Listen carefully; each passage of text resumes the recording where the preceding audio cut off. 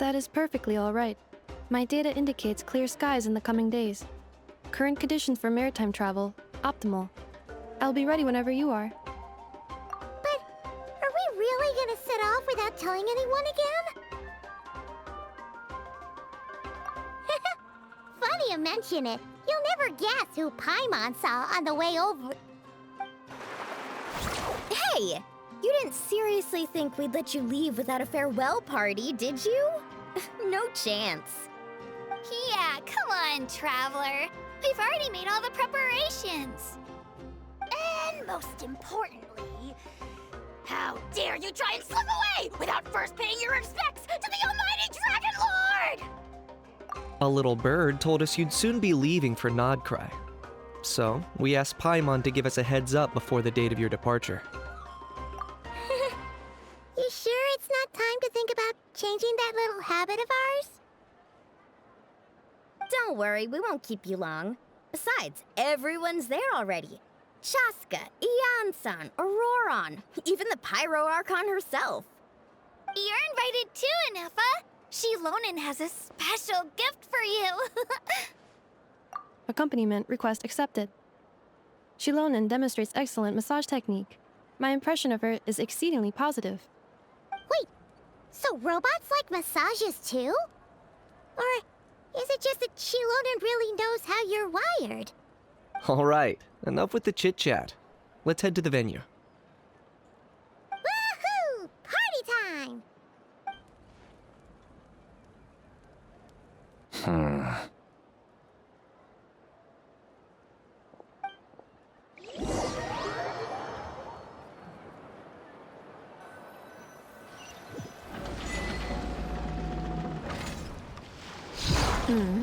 Spit it out then. They've set off. Just as my calculations projected. About time I met this variable in person.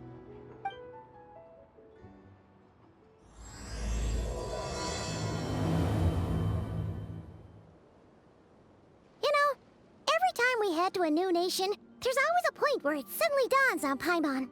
This is it. The next chapter of our adventure has begun. This time, it was the moment she realized she just polished off the very last of her Saurus crackers. Should have stocked up better at the farewell party. In other words, Paimon has marked the geographic coordinates from 2 minutes and 40 seconds ago as the boundary between Natlan and Nod Krai. This deviates somewhat from the official coordinates stored in my database. Paimon meant more in terms of how it felt on a psychological level. Anyway, what about you, Traveler? When did it really sink in for you? Huh, that actually kind of makes sense. What about you, Ineffa? Come to think of it, maybe we should be asking the other way around.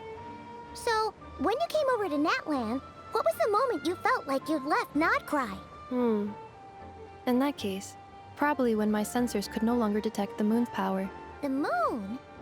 You mean, that one we can all see in the sky? Negative. I was referring to... Here we are.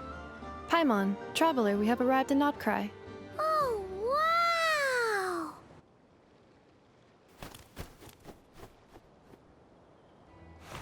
Paimon, Traveler, welcome to Nod Krai.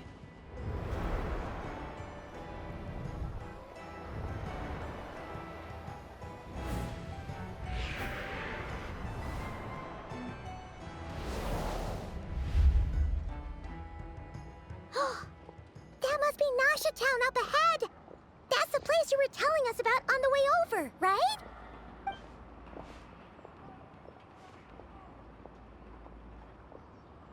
That is correct, Paimon. It is also the most bustling commercial hub in all of Nod Krai.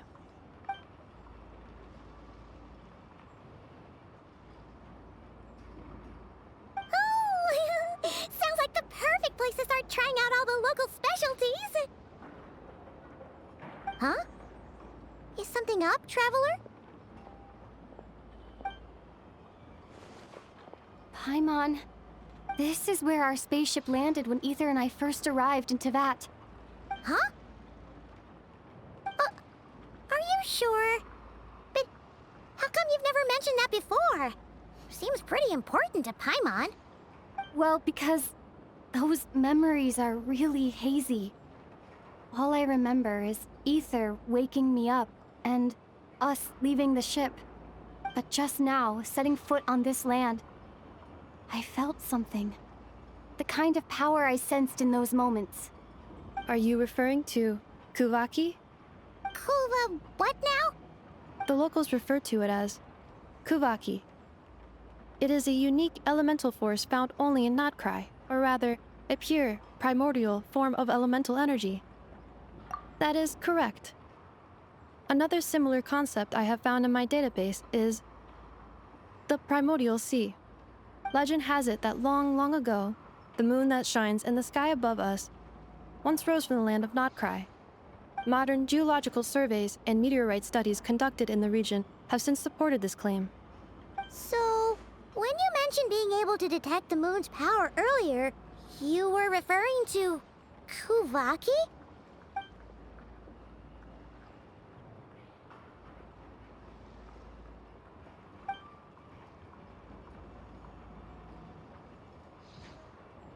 Wait, Traveler, you're saying we might actually find your spaceship here? Do you still remember where it landed? Nod Krai is surrounded by the ocean. In other words, it could have been anywhere along its coastline. Negative. Description still lacks sufficient detail to pinpoint target location. Hey, it's okay if you can't remember everything right away. After all, it's been a really long time. Let's just do what we've always done, and keep searching as we explore. Besides, what have you got to fear with your sidekick Paimon still here? I'd be more than happy to help you out as well. Our pleasure. Anyway, just knowing that your spaceship's here in Nod Krai surely counts as a big step forward, huh? Like we've crossed another boundary? Paimon couldn't have put it better herself. You sure are a quick learner, Ineffa.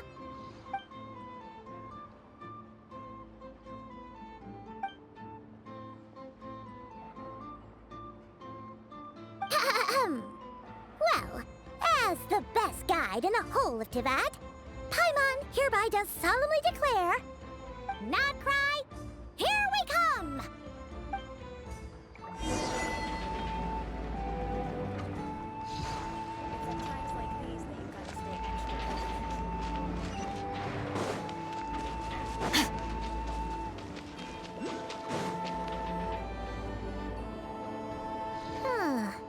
It just occurred to Paimon, if we were looking to put out a missing spaceship commission, or to learn more about Nod Krai, wouldn't it make sense to drop by the Adventurers Guild?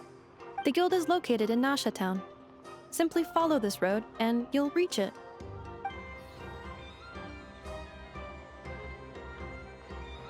Huh? What in Tivat is that? Looks kinda like a Sealy, floating around in the air like that.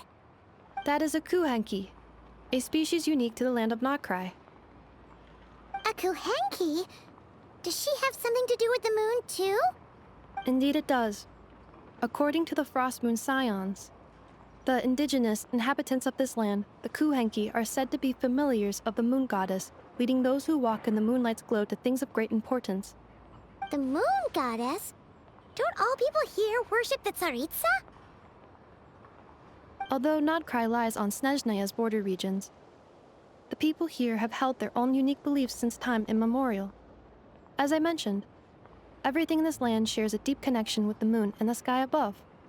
The beliefs of the Frostmoon Scions seem to date back to the civilization of the angels. According to the documents in my database, even the 7 Archons did not exist at that time. Wow! So the origin of their beliefs goes back even further than the Archon War? Correct. At some point, you may come across some statues of their goddess. The Frostmoon Scions carved these as well. Hey! Looks like she's floating away! I suggest you follow her. The probability of an ordinary person encountering a Kuhenki lies in the single digits. Many here consider them heralds of good fortune.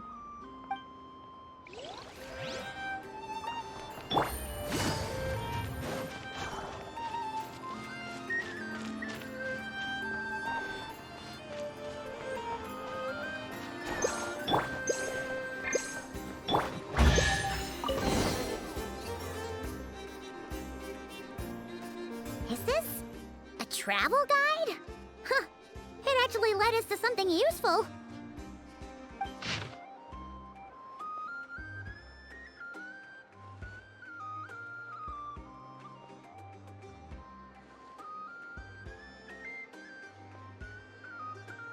Are there any particular points of interest?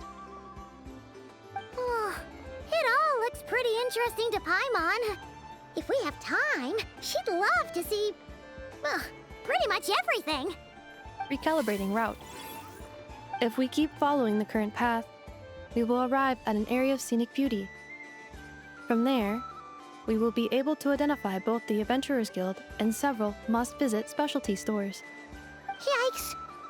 Why is Paimon suddenly getting the feeling that if she doesn't step it up soon, Ineffa's gonna put her out of a job?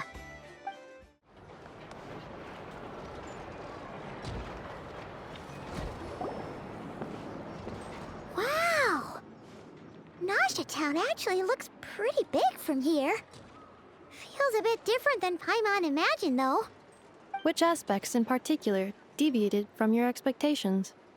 Well, Paimon keeps hearing people describe Nod Krai as an adventurer's paradise. So, she kind of thought it'd be a bit more picture perfect somehow. According to legend, there was indeed an era of peace in Nod Krai's past, the age of the Fae. Tales of those ancient heroes are still told today. One of the most well-known is that of the Lantern Fae. This individual performed many good deeds for Nod Krai. The present-day Lightkeeper's nightly lantern patrols are, in part, a tribute to their memory. But then, one day, What happened? there came a devastating abyssal calamity that swept across Nod Krai, and for a time it was left desolate. Heartbroken by what had become of the land they had so cherished, that Fae extinguished their light, just as the abyss had extinguished all hope. Nowadays, the paradise people speak of is more of an aspiration, or an irony, perhaps. An irony? Today, no official authority governs Nod Krai. In theory, at least, it is somewhere a person can do whatever they wish, and become whoever they want to be. The Adventurers Guild is just over there, in Nasha Town's Central Plaza, and the flagship tavern is over that way. Hey, what's that building over there? You know, the biggest, tallest one. That is Aino's Boom and Blast Kuvaki energy cannon. It gets activated when the wild hunt threat level outside Nasha Town reaches a certain threshold. But according to the scan I just ran, the energy cannon appears to be malfunctioning, likely due to a recent discharge. The wild hunt? Isn't that the abyssal calamity you mentioned that's specific to Nod Krai?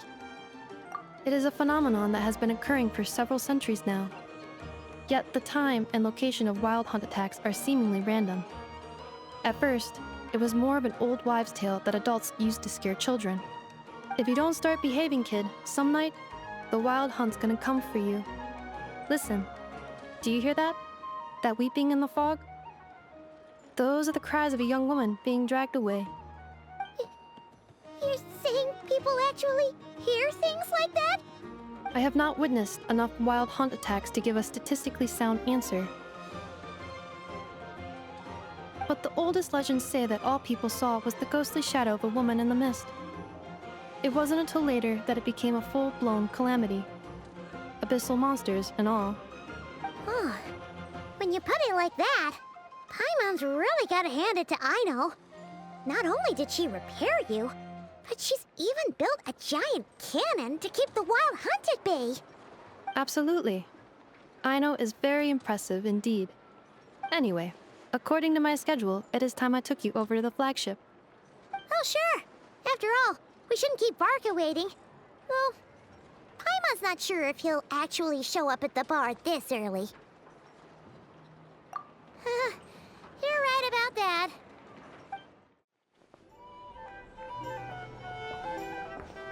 Here we are, the flagship. Varka told us to meet him here in his letter, right? Let's see. Varka? Varka!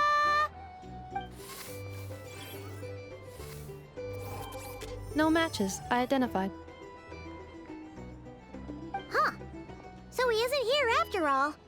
Oh, guess did actually say we'd be arriving today. Hey, why don't we go ask the owner? If what they say is true, Varka's drinking prowess must have left quite the impression.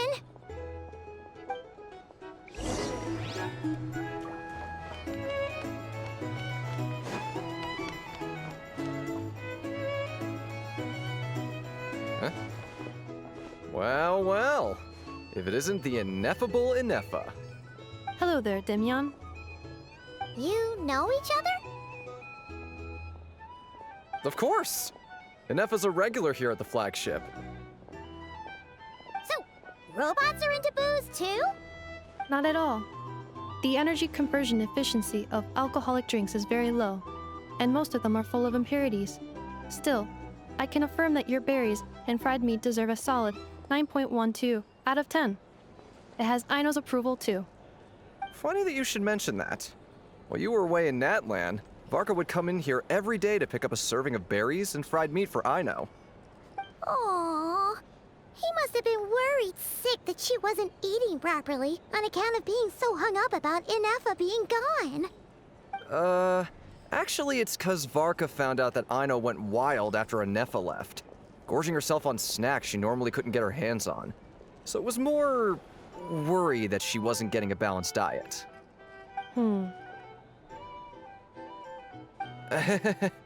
Think I might have just put my foot in it. Anyway, since you're back from Natlan, these two must be the ones Varka mentioned. The Traveler and Paimon, yes? Yep, that's us. So, from the sounds of it, you must be a close friend of Varka's too. Varka? Goes without saying. After all, he's the only one around here who's ever managed to stay standing after 10 rounds of the roulette special. Paimon can't believe he's made such a name for himself. Though, guess it's hardly surprising how. Right now?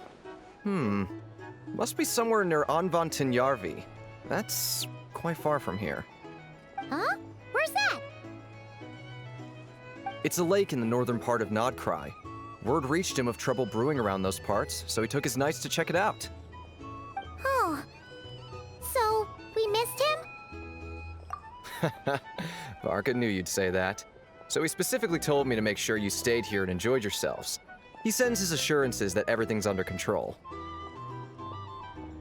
Well, if he's that confident, guess our only option is to accept. Anyway, it's not like there's any special cause for concern. He is the Grand Master, after all. Exactly. Plus, not only has he booked you into our finest room, he's paid for it in advance, too. Whoa! That's so generous of him! We might not have met yet, but Paimon's got a feeling that we'll get along with Varka like a house on fire. Oh, and by the way, he also asked me to serve up a portion of berries and fried meat for Ineffa. That was prepaid as well. Thank you. No, thank you. I'm the one who should be grateful for your business. Traveler, Paimon, why don't you go ahead and drop off your luggage? I can use this time to go pick up some components that Aino asked me to bring back. Sure thing. Besides, now that we've got ourselves a map, once we're done unpacking, we might as well go for a stroll ourselves. Why don't we meet up again later? Oh. So you no longer require navigational assistance? No worries, we should be fine. We've got a rough idea of our way around town, so Paimon's reasonably confident we shouldn't get too lost. Thank you. This translates into an approximate time saving of 30%, meaning I will be able to see Aino about 45 minutes earlier than previously projected. Oh, right. You must miss her a lot, too. In that case, we better get a move on.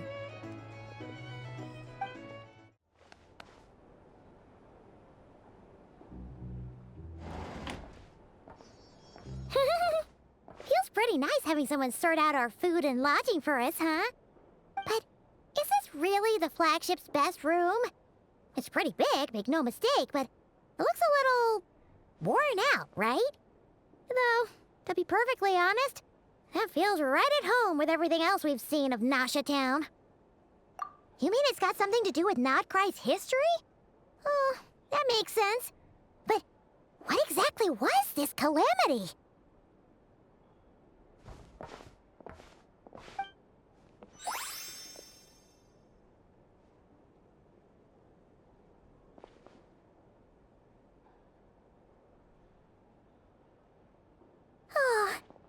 try the berries and fried meat too?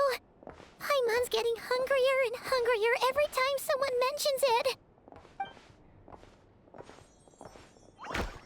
Oh! Sorry about that. Paimon wasn't watching where she was going. Please, there's no need to apologize. If anything, I'm the one who should be sorry. Clearly, I shouldn't have gotten lost in my thoughts in the middle of a hallway. Wait a sec. Are you staying in the room next to ours? Ah, quite the perceptive one, I see. First things first, allow me to introduce myself. My name is Kirill Chudamirovich Flintz, but please, just call me Flintz. Whoa! That's an impressively long name for sure. Ah, is that so? Names like mine ought to have been fairly common in Snezhnaya, at least in the past. Would I be correct then to assume that the two of you are travelers in this land? Yep, you sure would be. Paimon is Paimon, and this is the Traveler. We've been to a bunch of nations already, but we only just arrived in Nod Krai today. What a rare honor it is to meet such worldly travelers. Are you here for travel too? If only I had the time to spare. No, I'm just staying the night. Oh, so you're here for business? That's certainly one way to put it. I'm a ratnik of Nod Krai, normally stationed near the burial grounds to the north. My sole cause for being here today was to repair this lantern of mine.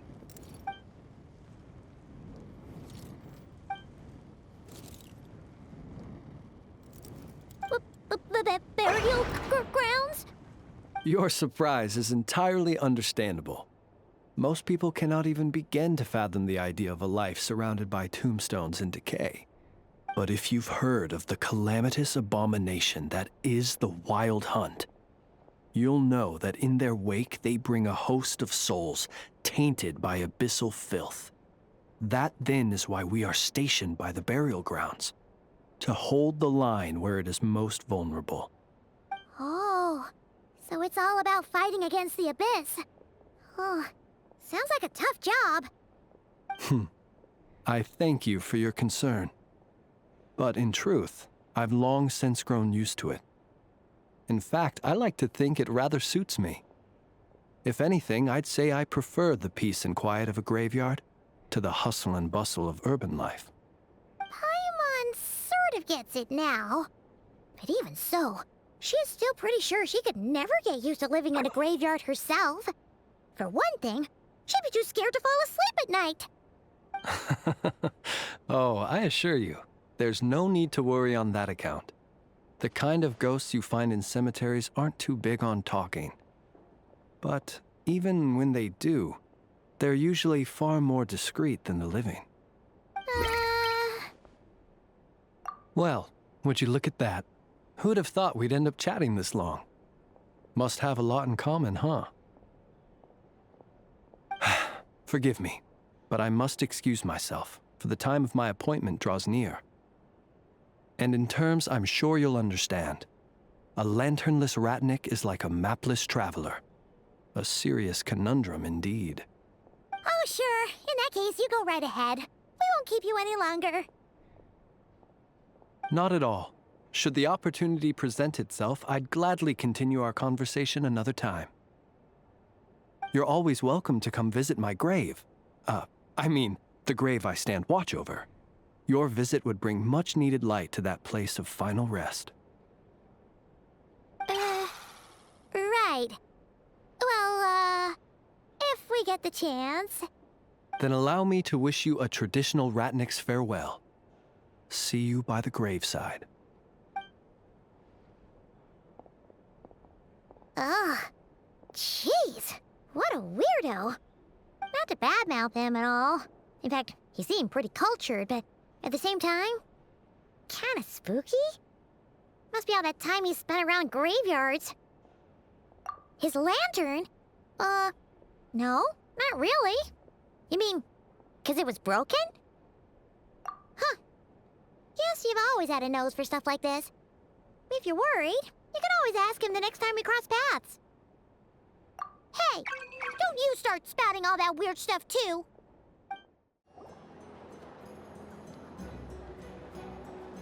Paimon almost forgot something super important. Were we gonna go try out the berries and fried meat?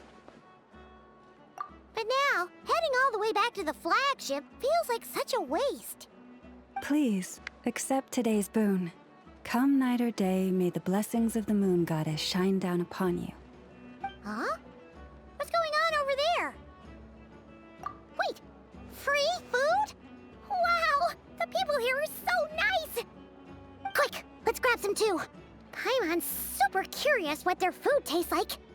Moonlight illuminates the path before you, travelers from afar. Huh? How'd you know we were travelers? Just now were a song the birds in the sky, singing of your wanderings. You are no ordinary guests, it seems. The birds and the... what now? Forgive me. I should not have laid the words of others out as a welcome mat for our very first meeting. You, too, must be wondering who I am. I am Lauma, moon chanter of the Frost Moon's Scions. Please, as do our followers and other passers-by, accept today's boon. Happy to oblige. Paimon's name is Paimon, and this here is the Traveler. Thanks so much for sharing your yummy food with us. We'll take one each. Think nothing of it. These fruits were the finest we found, delicacies gathered in the wake of the morning dew. It is my hope that partaking of them may lift your spirits to heights anew. The finest you found? Wow! That sure is kind of you, but wouldn't you want to keep those for yourselves? The first fruit of the harvest must be placed upon the moonlight altar, not as an offering to the gods, but as a spark for lost hunters. For it is the blade of the starving that darkness most easily corrupts. As perhaps you have already heard, we Frost Moon's Scions revere and worship the moon goddess. We believe that together, virtue and compassion are the shining light that will lead us all out of the long, dark night. And now, with tides of haughty Fatui swarming into Nod Krai, driven by greed, and greed alone, more than ever before, we must all unite under the banner of virtue. Ha! Look who it is again. Those unsufferably kind-hearted Frost Moon Scions. Got enough for us too? That's right! 2 servings each! We're starving over here! The Fatui! After what you've been doing to our sacred statues, how dare you even show your faces! Wilhelmina, bestow today's boon upon our guests. You hear that? No slacking now. We'll have the very best you got. But, my lady, they... Please, you two, accept this meal. But remember this. Kindness is the first lantern left to guide those who stumble in ignorance. Come again? Let me finish. But should they still refuse to follow the moonlit path, then by our frosted blades shall we show them its shadow. You! Hey, look who it is. Tch, whatever. Just you wait. We'll be coming for you next. Huh? Where's the meat? Who wants to eat this garbage? Those stooges really are the worst. Ever since they came to Nod Krai with all their weird equipment and built that so-called experimental design bureau, our lives have been turned completely upside down.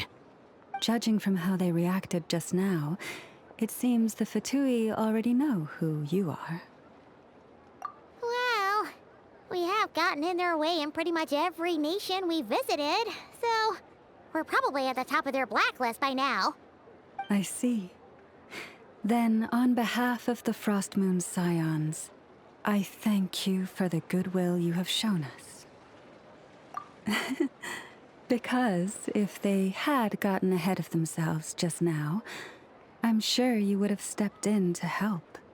Just as the birds and beasts put it, your arrival heralds joy to us all. Besides, for a weary traveler far from home, what better respite than to bathe in the moonlight? You will always be welcome at the Frost Moon Enclave, the place we call our home. May we meet again in the moon's gentle glow. These are delicious! So refreshingly fresh! Those two Fatui wouldn't know a good thing if it came up and bit them on the shoulder. Looks like Ineffa isn't done with her shopping yet, and the Adventurers Guild is still empty. Where should we head next? Good idea! Wouldn't want to let the Kuhenki down, after all. Let's see... Okay, Paimon's got our route all figured out. So, all that's left to say is... don't fall behind! This is Nuts and Nuts. It's mostly a fruit shop, but there's a crafting bench, too. This is the Speranza, one of the travel guide's recommended restaurants. All the waiters here are kids. This is the Vesnitsi Prolegia greenhouse. Apparently, their flowers are all made of metal, so they'll never wilt away. And this is the Rossum Workshop. If you ever need a weapon made, this is the place to go. And over here, they've got a super tall observation deck. Whoa! Take a look at that! You can see really far out into the distance. That way's north, and that looks like something built by the Fatui? And then over there to the west, that must be the place Lauma mentioned, where the Frost Moon Scions live. So, what'd you think? Even if Ineffa kinda stole her limelight earlier, this just goes to prove that Paimon's own tour guiding skills aren't too shabby either, right? Hey, come on! Would it kill you to compliment Paimon? Huh? Look! There must be someone at the Adventurers Guild now! There's already a line forming outside! Looks like we'll finally be able to ask about your spaceship! Oh, or was there anywhere else you wanted to stop by first? Where? Which one are you... Oh, now you mention it, Paimon's noticed it too. Ugh, better not be who she thinks it is. Anyway, where we go first is completely up to you. Either the Adventurers Guild, or that suspicious-looking shop. A word of warning, though. If we step into that shop, be sure to keep a very close eye on your Mora. Lucky us! The line seems to be gone now. Come on, let's go say hi to Catherine. Hey, Catherine, we meet again.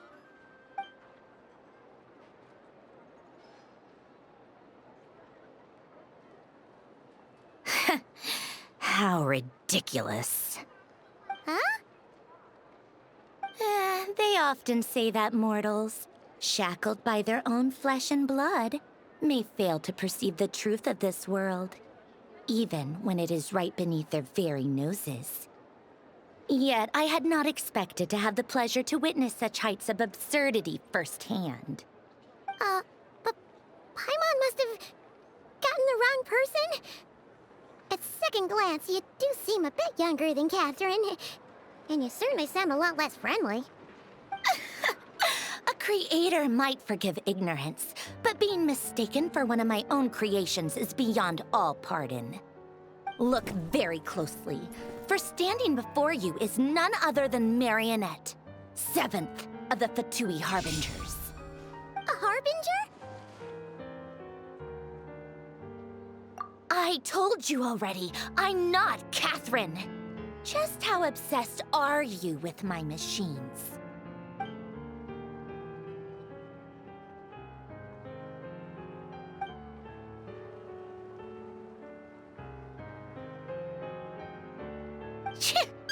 Today's encounter is merely a courtesy call. A friendly warning, if you will. You interfered with my work once before, with that little robot. I let it slide. After all, it was nothing more than a distraction, a side project at best. But we are in Nod Krai now, and as such, I strongly advise you not to stand in the Fatui's way. Otherwise, the next time we meet, I might just have to drop all this meaningless etiquette. Oh, please. You've got some nerve coming out with barely veiled threats like that. You're the one stirring things up here. Oh, perhaps you have misunderstood. Just because Nod Krai lacks a ruler at present, that does not mean it should not be ruled. We Fatui are simply establishing a new order. Yeah, right. More like shady experiments, judging by your massive creepy research facility. I've said what I came to say. What you do next, only you can decide. So why don't you start by using your already limited processing capacity to calculate your even more limited options? And, being the refined young lady that I am, I shall indulge you just this once. Ad Astra Abasask. Welcome to Nod Krai, Dominion of the Fatui.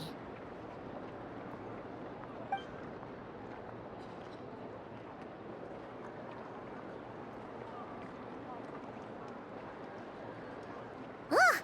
Paimon's so mad right now! How can anyone so obviously evil be so annoyingly self-righteous? But if a Fatui Harbinger is here to greet us in person, that can only mean one thing. We'll have to be extra careful from here on out. Paimon hates feeling like she's being watched. Hey! The real Catherine's back! Ad Astra Abyssosque. Welcome to the Adventurers Guild. How may I help? I will do everything I can to assist you. You're so much nicer to talk to, Catherine. Please don't leave us again, okay?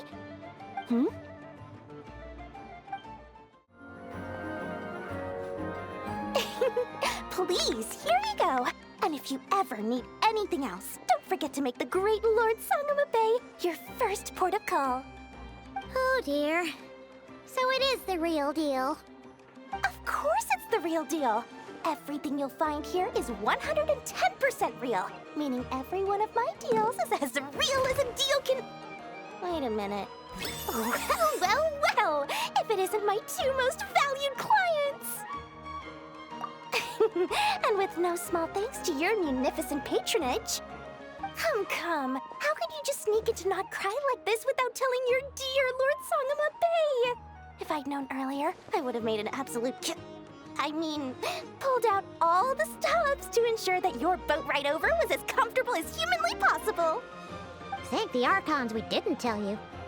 Oh, come now. You know as well as anyone how impeccably and conscientiously above board I am when it comes to doing business. Well, regardless of whether that's true or not, the main issue here is that we had no idea you had a branch in Nod Krai. A clever merchant always has a backup plan, or two, or three up their sleeves. As the saying goes, a rabbit with many burrows fears not the hunter's arrows. A merchant with stores galore hears no debtors at the door. Since you're both here in Nod Krai, would you care for some of my finest local souvenirs? Whatever you're looking for, I have it. Or if it's Sumeru you're missing, I've got that covered too. We literally just arrived. Do we look like we're on the hunt for tourist trinkets to take back for our friends? My, your high-minded tastes never cease to impress. In that case, I know just the thing. You must be on the hunt for something like this? What's that? Your hat?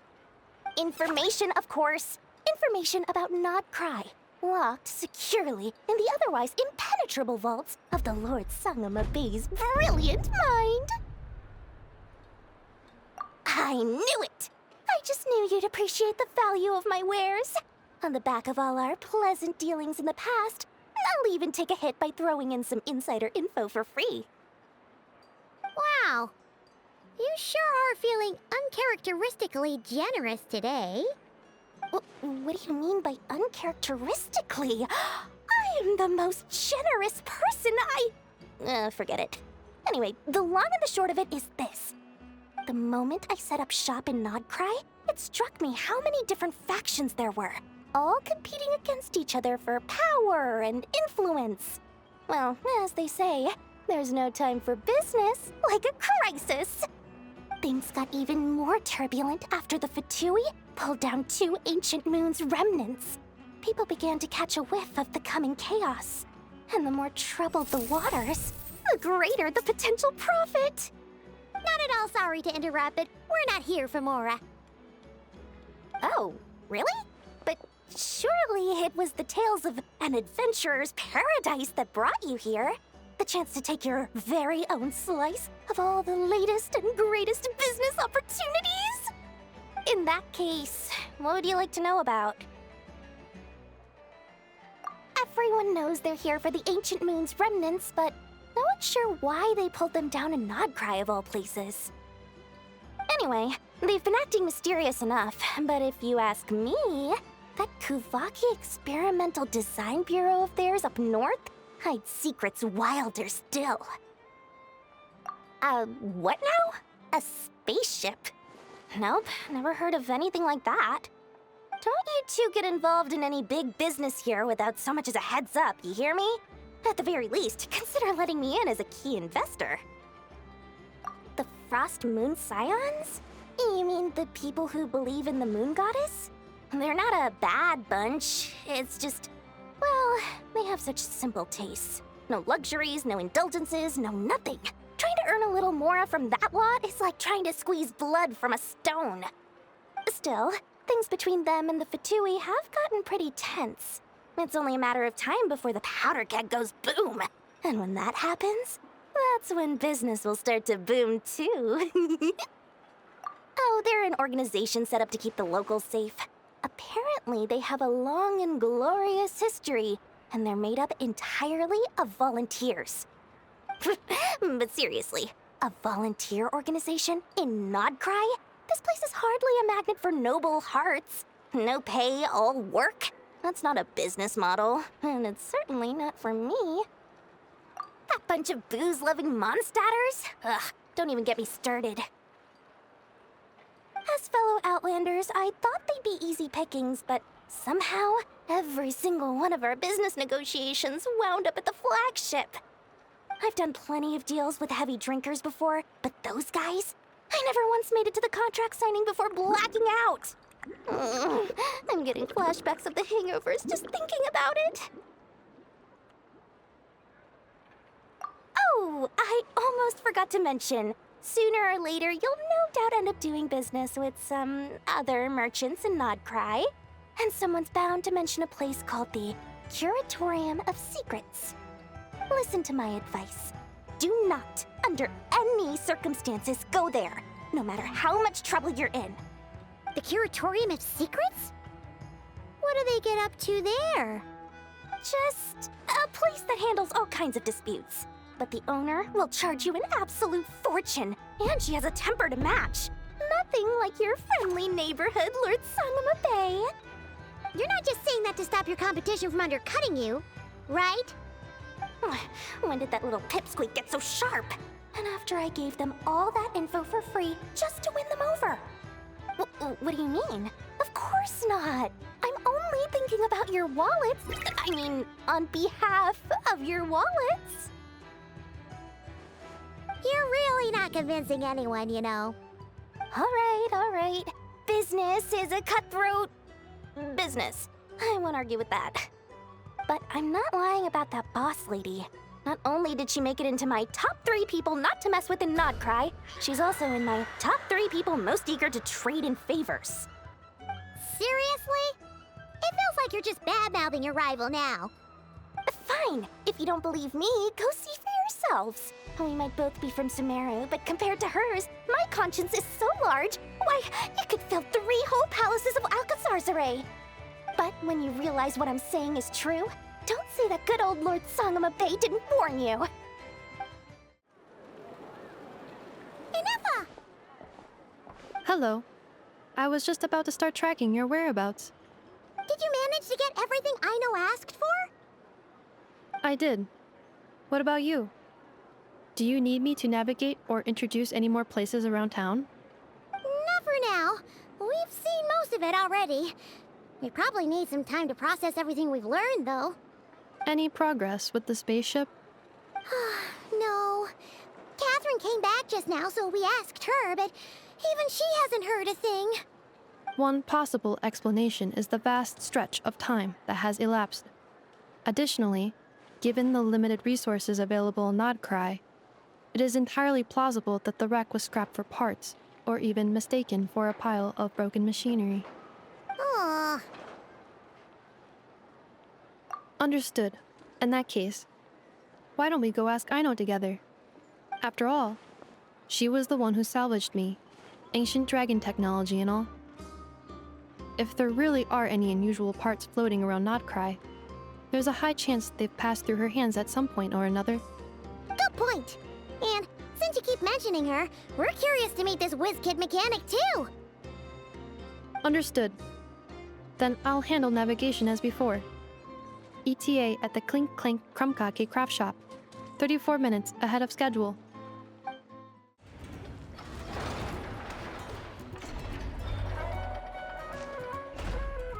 Here we are. The place Aino and I call home. Whoa!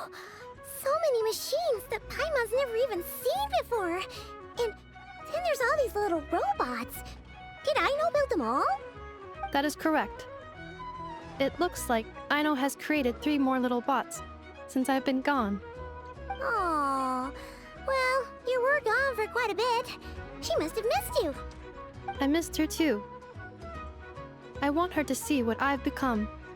Let's not keep her waiting any longer then. Come on!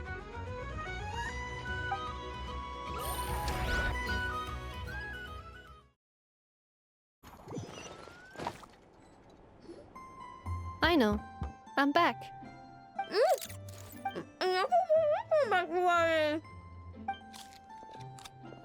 Hmm? Ineffa? You're back significantly earlier than I expected. Like a whole 30 minutes at least. Everything went very smoothly, which saved me quite a bit of time, so I...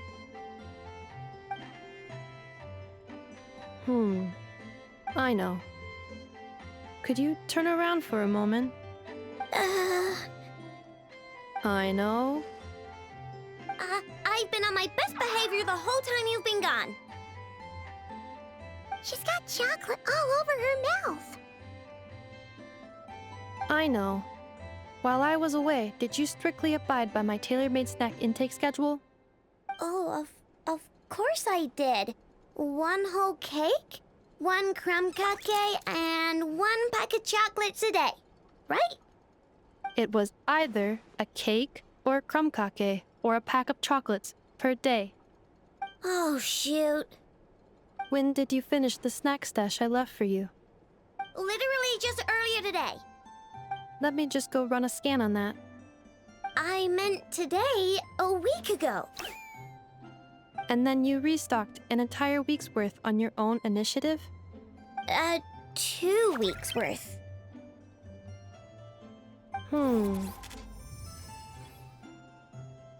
Why does Paimon feel like the roles in this household are pretty much the opposite of what she imagined? Calculation complete. Aino's recommended snack calorie intake for the next 4 weeks. 0. No fair! You're a meanie, Ineffa. This is what happens when you break an agreement. Oh, come on! Don't do this to me! I only ate a teeny bit extra every day. Just a teensy, eensy, bit extra. That is objectively not a teensy bit extra. Oh, seriously? If you'd only arrived half an hour later, I would have had everything cleaned up and you wouldn't have noticed a thing. But now that I think about it, you even said you'd come back a bit earlier than you did, so I wouldn't have to worry. But then, you were away so long, and I was so worried about you. And that's the only reason I even... Oh. I know. I'm very sorry to have kept you waiting. I'm back now. Welcome home. Oh. So, will I be able to keep eating snacks as usual now? Negative. Aw. Okay. Well, given that I am later than I initially projected, I'll let it slide. But just this once. Thanks, Ineffa! You're the best! I know. Allow me to introduce. It's the honorary knight and Paimon! I know. Uncle Varka talks about you guys all the time. Nice to meet you, I know. Ineffa's told us all about you, too. Huh? Really? She actually said that about me? Well, she's not wrong. Oh yeah, so, you're here to see Uncle Varka, right? A couple of days ago, he suddenly said he had to head out on business, and that he might not be back for a while. He asked me to let you know if I saw you. Yeah, we heard about that at the flagship. Did he say what he was doing? Nope.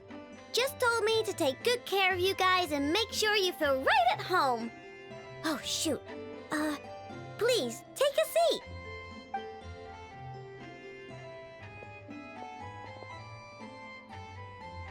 Do either of you need my help with anything? Anything at all? After all, I'm the head of this household. Sure wouldn't know it from that snack tantrum she just threw.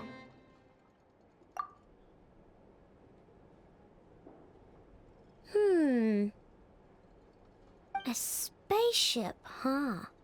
From outside to that? Exactly. So, ring any bells?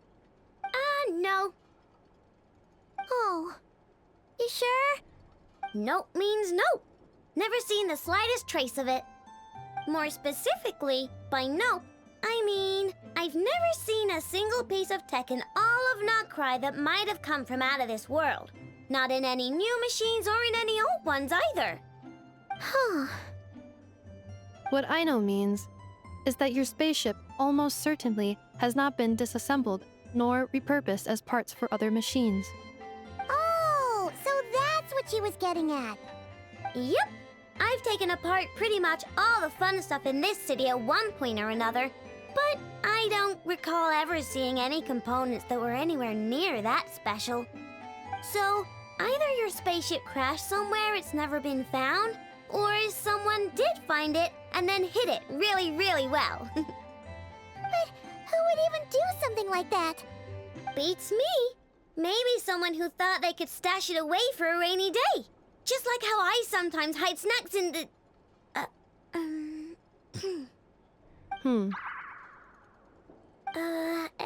Anyway... Long story short, I definitely haven't seen anything like that. Besides, sounds like it would practically be ancient history by now. If anyone still has any leads on what really happened, it'd be the Frost Moon Scions. The Frost Moon Scions? Huh? Haven't heard of them yet? Didn't Ineffa tell you about their rituals? There wasn't enough time to delve deeper into their history and traditions. What kind of rituals are we talking about? I've never actually seen them myself. Just heard bits and pieces here and there. They say that each of their moon chanters has had access to an ancient relic that lets them see the true past. Not sure exactly how it's meant to work. I can't get my head around anything that can't be explained by either machines or science. And to tell you the truth, I don't like it much either. Looks like we'll have to try our luck with the Frost Moon Scions. Aw, leaving so soon? Sure you don't want to hang out a little longer? It's getting late, I know, and these two still need to head over to Hisi Island. It would not be convenient for them to linger much longer.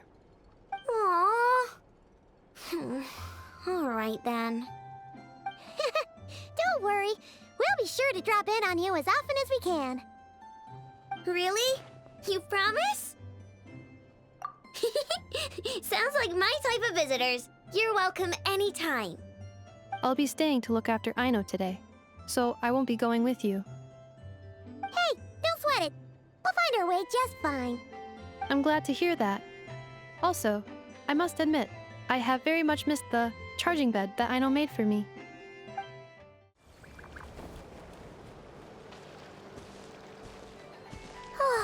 Seeing Ineffa and Aino reunited like that sure was heartwarming. We should definitely hang out with them more in the future.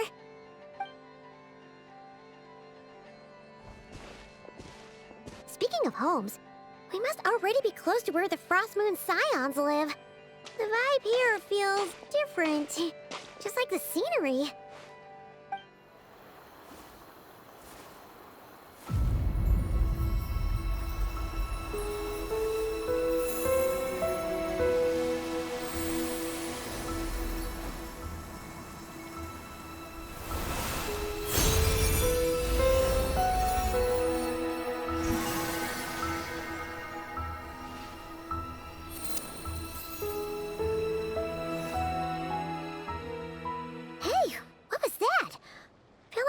Sort of breeze blew by, and then the petals suddenly turned into... Huh?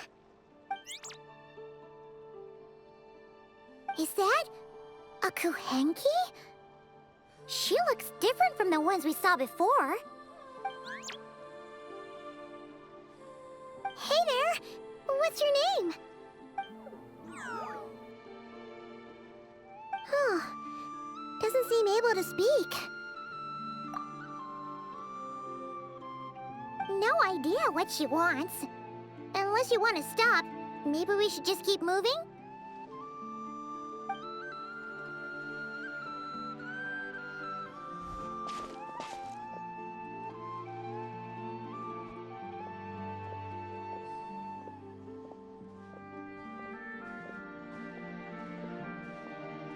She's following us!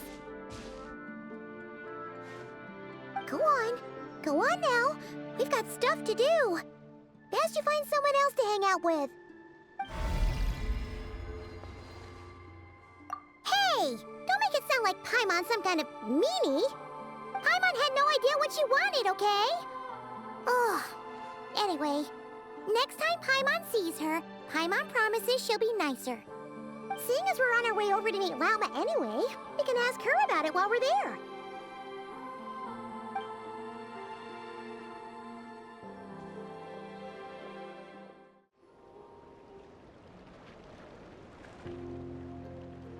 Huh? Hey, look! Isn't that Lauma? The moon chanter? Let me take a look at your wound. You must be more careful. Doesn't matter how much of a rush you're in, your safety always comes first. Oh, you're back too. How was your day? You what? Those two Fatui? The ones who were causing trouble in Nasha Town? You went to teach them a lesson?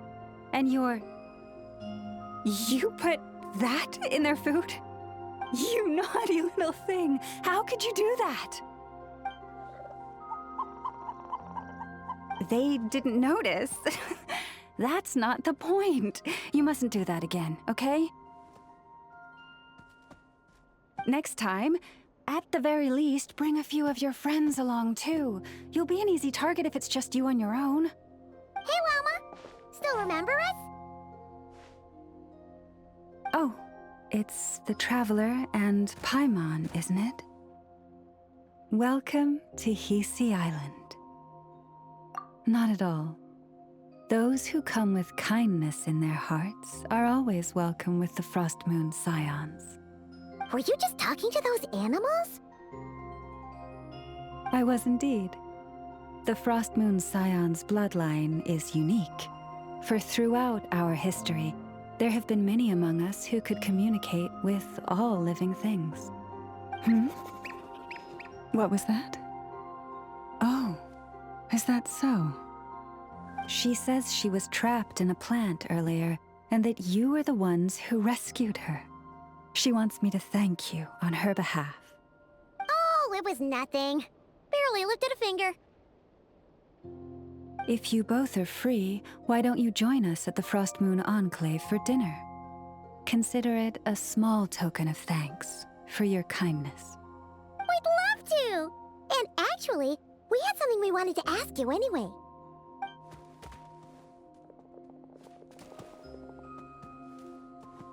Oh, you're interested in the story of Kutar? Kutar? Yes. Kutar is our moon goddess, the moon maiden who guides us. But up close, this one somehow seems a bit different from the one in Nasha Town. It's like it's more... natural? or like... more harmonized in its design. That is because ever since the Fatui arrived in Nod Krai, they have been modifying and defacing our statues as they please. These statues were made by the Frost Moon Scions who settled here hundreds of years ago, crafted from the very finest Lunasol stone. Not only is this stone exceedingly rare, but it also brims with Kuvaki. I suppose the latter must be what caught the Fatui's eye. For a time, we put up fierce resistance, but now, this is the only one left that still retains her original form. We heard they even pulled some ancient moon's remnants down from the sky. That's right. The two largest remnants landed in Nod Krai. One here on Hisi Island, and the other on Paha Isle. The Fatui built their research facility on top of the remnant over on Paha Isle, but they've had their sights set on the one here, too.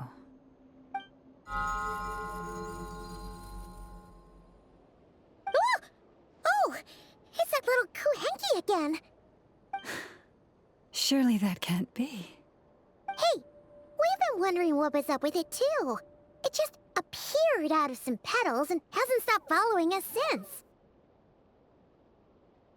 No, that is no ordinary Kuhenki. These we name Luonnotar, beings born from the moon goddess's blessing. Can you understand what it's saying? We honestly haven't got the slightest idea why it's been following us. I'm afraid not. I cannot fathom its thinking any better than you can. Sometimes a long time must elapse before the moon goddess's blessings turn into Luonnotar. Perhaps you two were simply there to witness that transformation. Oh, maybe. Legend has it that the Luonnotar bring good fortune. Given that it seems to have taken a liking to you both, why don't you let it come along with you? Really? Then you can start by helping us find some more treasure chests along the way. Capiche?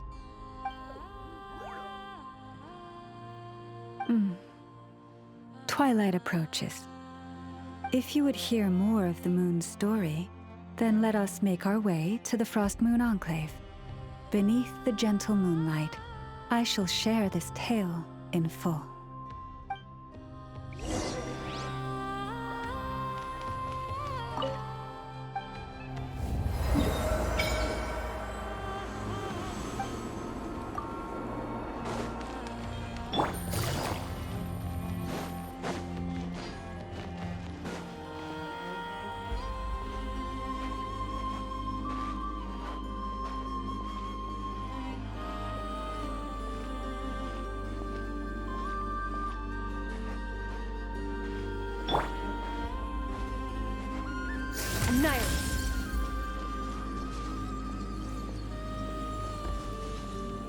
Mine to wield.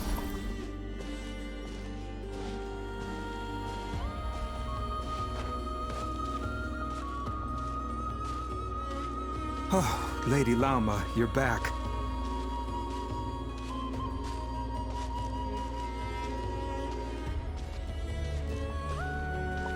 come day or night, may the blessings of the moon goddess shine down upon you.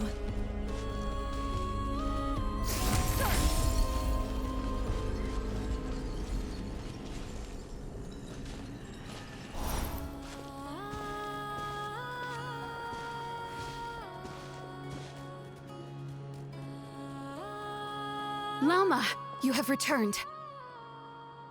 Wilhelmina, this is the Traveler and Paimon. Kindly arrange for 2 additional dinner settings for our honored guests. Of course, my lady. Wow! Everyone along the way here pretty much saluted you. Are you, like, super important around here? I am but a moon chanter, one entrusted to convey the moon goddess's will. Nothing more. She's just being modest. The Moon Chanter holds the highest rank among us Frost Moon Scions. Lauma is our leader. Wilhelmina? I know. I'll send word to the kitchen. 2 meals coming up. Whoa! Paimon had no idea you were such a big shot. It is merely that the unique traits of our bloodline have manifested themselves especially strongly in my person. That is no accomplishment of my own. Please, follow me this way.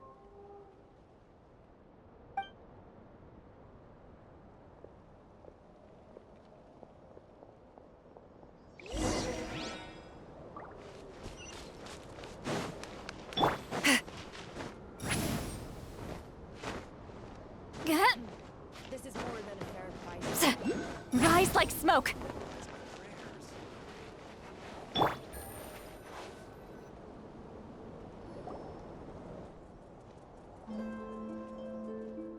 Even to this day, I am still trying to piece together the many fragments of our past.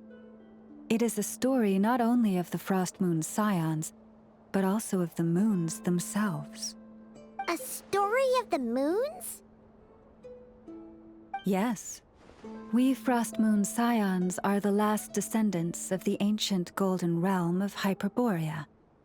Its former glory may have faded, but what remains is a memory uniquely ours. In the distant past, Teyvat had not just 1 moon, but 3. It is said that they were created by the primordial master of this world, cast into the firmament to keep peace in the land below. Firstborn was the eternal moon, largest of the 3. Legend has it that it was her immense Kuvaki that gave rise to the ocean tides.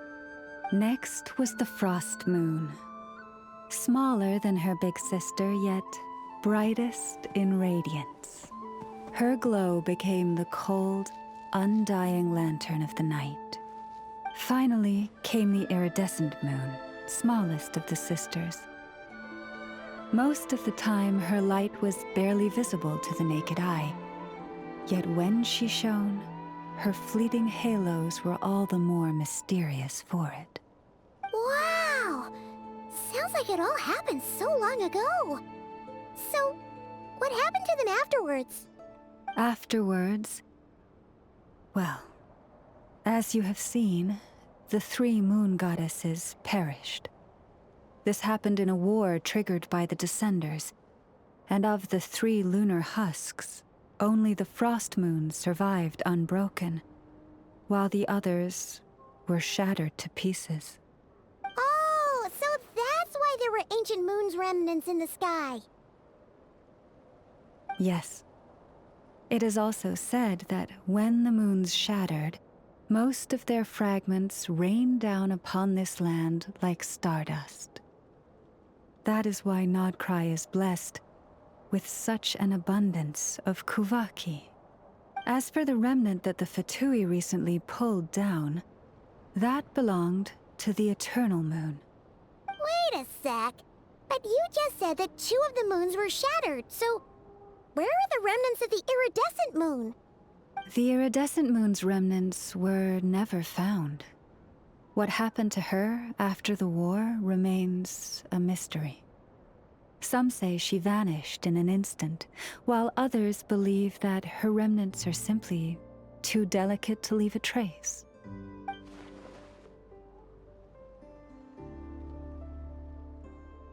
Yet, though the era of the three moons has long since faded into legend, successive generations of Frost Moon Scions have always passed down a prophecy that one day the moon goddess would return. And in the end, that prophecy did indeed come to pass, though not quite. Lady Lauma! Lady Lauma, are you there? Cappy, what is the matter? Lady Lauma, it's my daughter, Karina. Her illness. Take me to her, right away.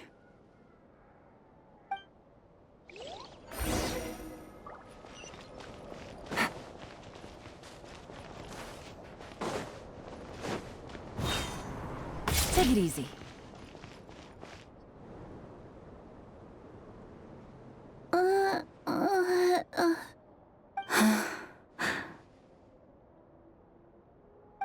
Her sensitivity to Kuvaki is flaring up again. After her last treatment, did you follow my advice and seek medical help in Nasha Town? But those doctors are all Snezhnayan. They're outsiders, compatriots of those brutes who invaded our homeland. How can we possibly trust them? Not all outsiders are enemies, Cappy. They've been treating this condition for generations. They have the experience we lack. But we're Frost Moon Scions. Should we not remember what the outsiders did to our moons? Surely the Lady Kutar will reward our devotion. But Cappy, Kutar is long... This isn't the time for debate. O lost child, snow-swept and buffeted by the howling winds of the frigid night, let not the silver flame within you fade. By the frost moon's grace, I shall warm you, curled up as a fledgling in frozen soil. Praise be to the moon goddess, my Karina.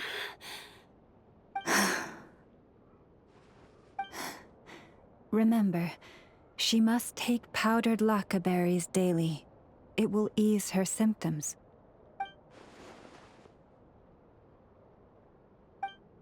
Lauma? Philomena, what is it? Dinner is ready. I see. Cappy, let her rest here for the night. I'll have someone bring her a blanket. All right. Thank you so much, Lady Lauma.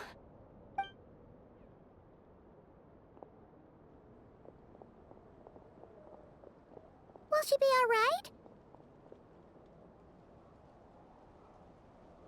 Yeah. If there's anything at all we can do, please don't hesitate to ask. Thank you for your kindness. For now, though, Karina should be fine. She'll be feeling a lot better tomorrow.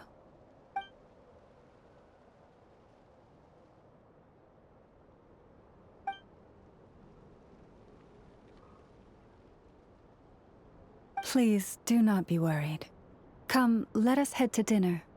I believe you still have some questions for me.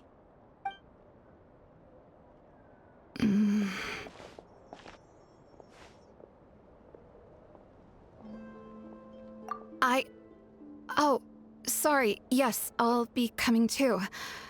I was just thinking about something. Oh? Lauma makes such an unshakable moon chanter. Calm, capable, someone we can count on. Deep down, though, I know she's been quietly carrying the burden for the rest of us. Traveler, Paimon, believe me when I say that as a fellow Frost Moon Scion, I do worry about Lauma. It's just that sometimes it's hard to say it to her face. Could I ask you to look out for her? I can tell she really trusts you. I fear that would stress her out even more. Sometimes I really admire her strength, but at the same time, I can't help feeling powerless myself.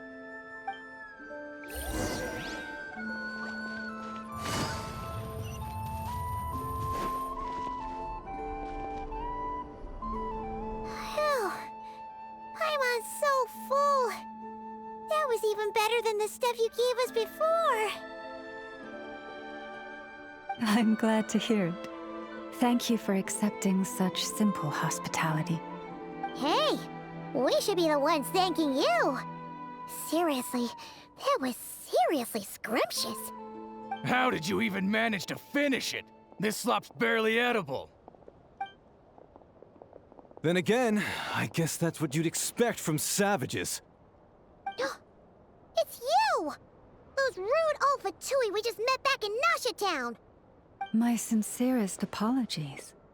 If you found the food we gave you earlier difficult to swallow, may I suggest taking a deep breath and joining us? These delicacies might change your mind. After all, I suspect that your previous meal may have been tainted with something most unpalatable. Huh? What do you mean? Tainted with what exactly? With the bitter snobbery of those who call themselves civilized. Why, you? Looking for a fight? Sure, I'd be more than... Hold it! We're not here to brawl. Yet. We're here on official business.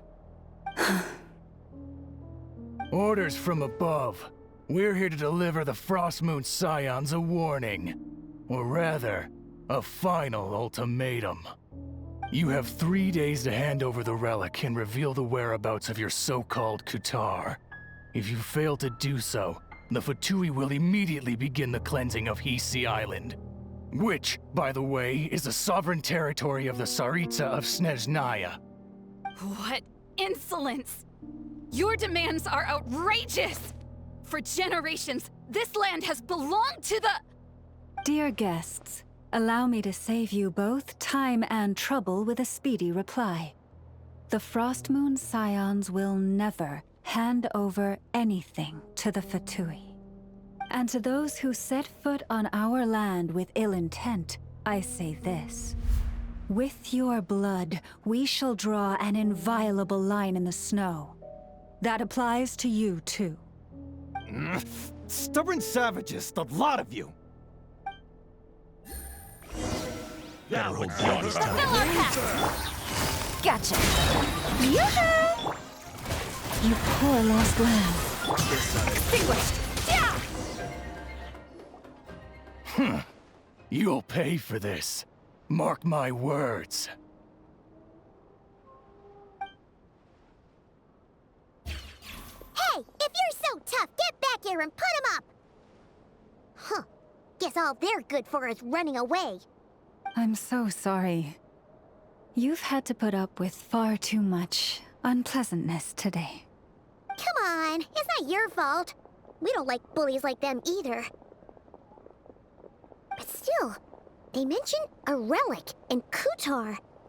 What exactly could they be after? Oh yeah, so this might not be the best time to bring this up, but we kinda have a favor to ask of you, Lauma.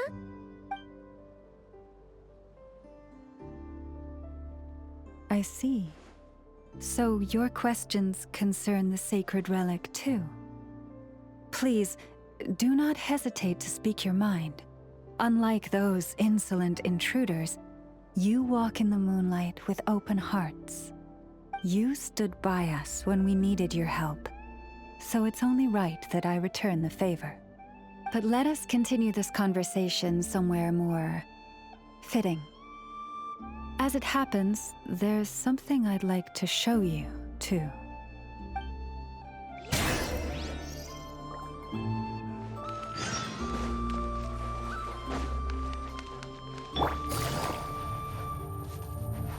Whoa! Now that's one huge statue. This is the statue of our goddess, the Moon Maiden Kutar.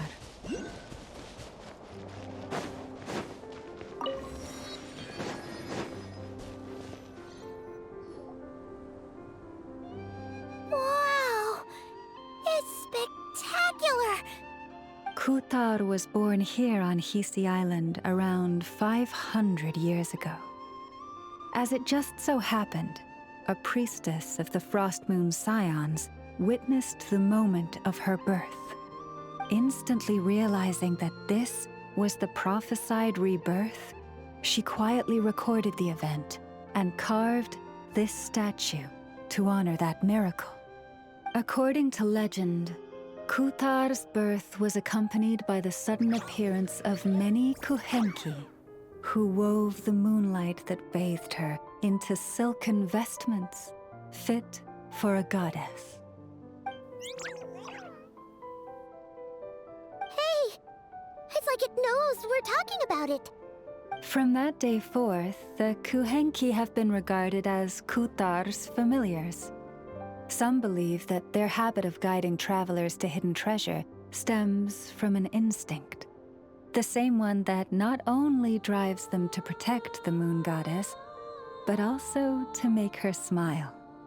After all, according to the records, Kutar always looked lonely as she gazed up at the distant moon. Kutar left Hisi Island before I was even born. According to the previous moon chanter, the goddess was angered by our people's greed, and that is why she left us. Where did she go? No one knows what happened after she left. But just a few months ago, after those 2 ancient moon's remnants fell from the sky, she was spotted on Hisi Island once more. And the Fatui have been harassing and threatening us ever since. Judging from what they've said, our moon goddess is actually their missing harbinger, Columbina, the damselette. The damselette? But isn't she number 3 amongst the Fatui harbingers? So she's actually the moon goddess. Why would she join the Fatui then? That too is a question I've struggled with. But even at the best of times, understanding other people's choices is difficult, let alone those of a goddess. Plus, forgive me, there I go again, rambling on about our history. But you came here to ask about the sacred relic, didn't you? Honestly, Paimon's not sure which part she's more curious about now. Since ancient times, the Frost Moon Scions have had in our possession a special fragment of the ancient moon's remnants. A piece in which I sense a power unlike any other. Successive generations of moon chanters have all detected a divine presence within it. We call this unique remnant the Moon Marrow. We heard you can use it to see what happened in the past. What is it in particular that you seek from the past? Well, basically, to cut a long story short, the traveler here is actually from outside of Tibet. Oh.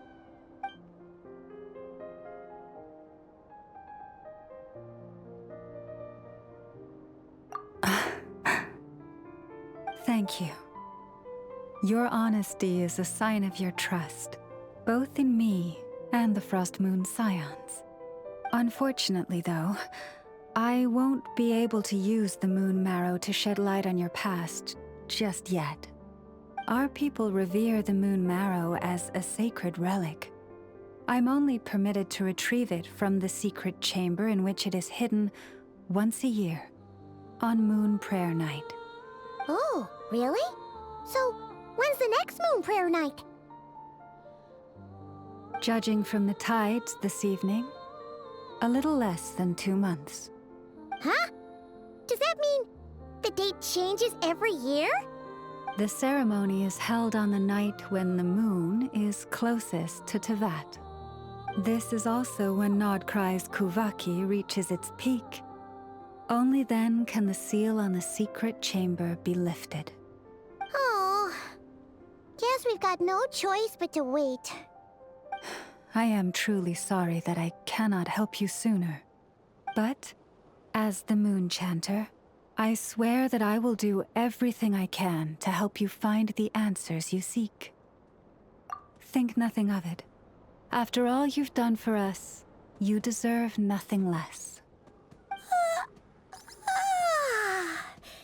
Who'd have thought today was only our first day in Nod Krai? Feels like so much has happened already. If I may be so bold, what does family mean to you?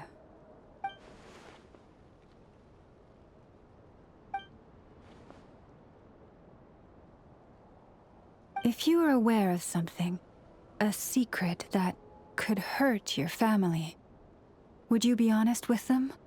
Or try to hide it?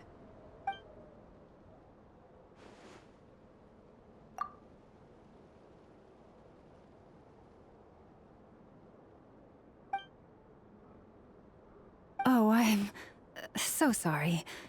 That was a strange question. I didn't mean to put you on the spot. I guess I've just never met anyone with a story quite like yours before. I just suddenly had the urge to ask.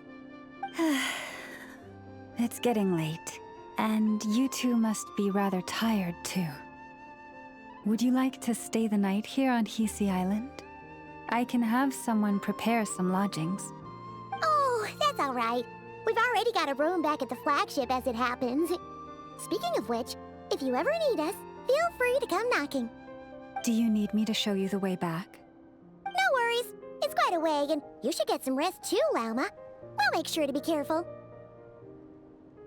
Understood. Then I won't keep you. May your first night in Nod Krai pass in stillness and peace.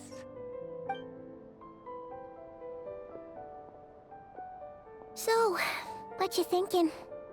Sure was an eventful day, huh? The good news is, we're not at a dead end in the search for your spaceship yet. We can always learn more about this place while we wait. The usual drill, huh?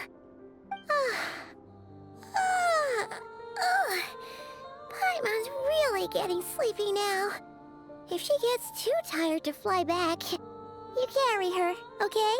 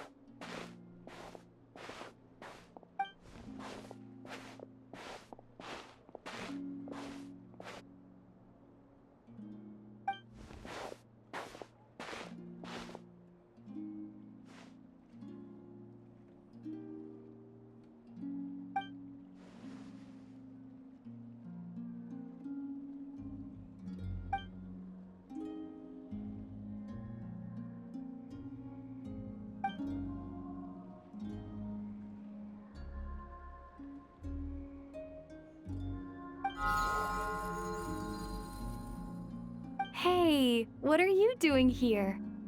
Oh, these flowers. I remember. When you first appeared, there were flowers like this all around you.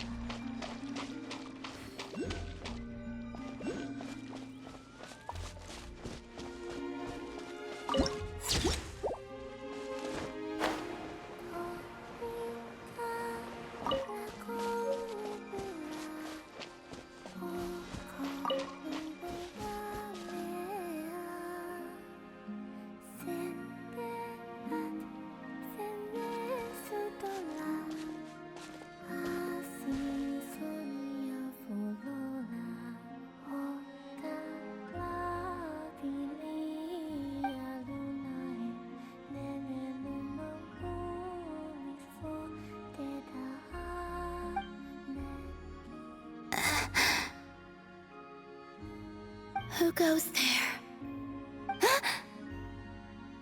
How did you get in here? I am but a passing traveler. I followed your song here. I'm very sorry if I've intruded. The Kuhenki. She brought you here.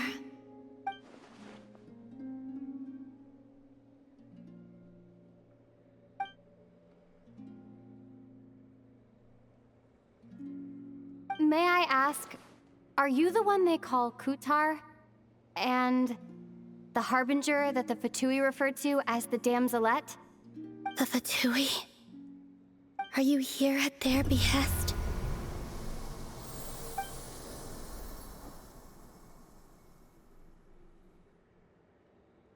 Please don't get me wrong.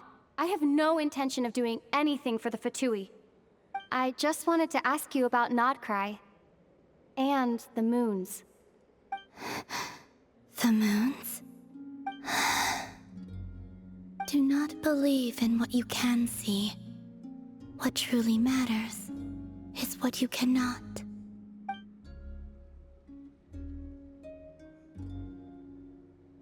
What do you mean?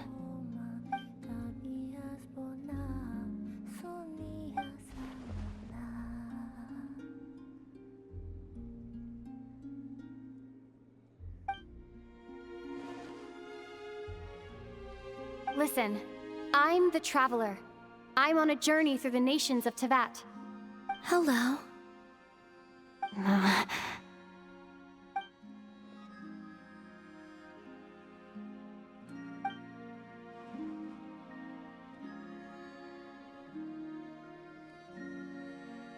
Could you tell me your name? Call him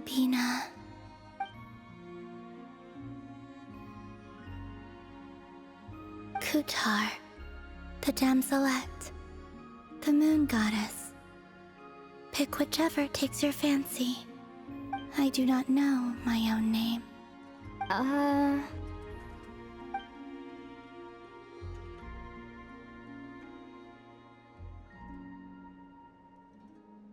Then... Columbina. Hmm?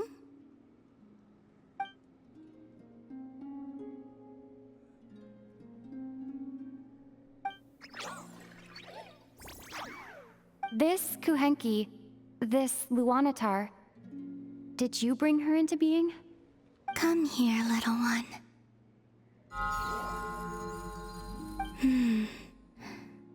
The trace of a blessing, but not one of mine.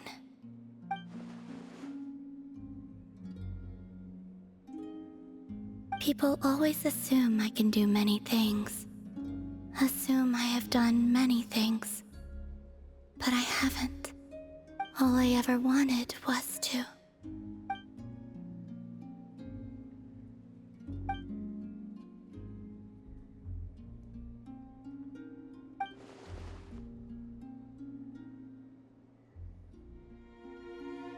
It's about time I got going.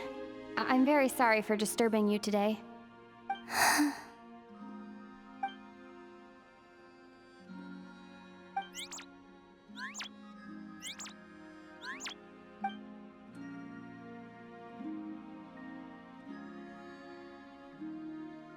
Columbina, that Kuhenki...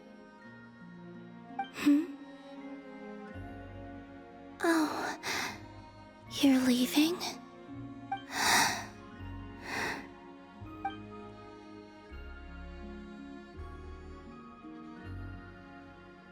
Go then.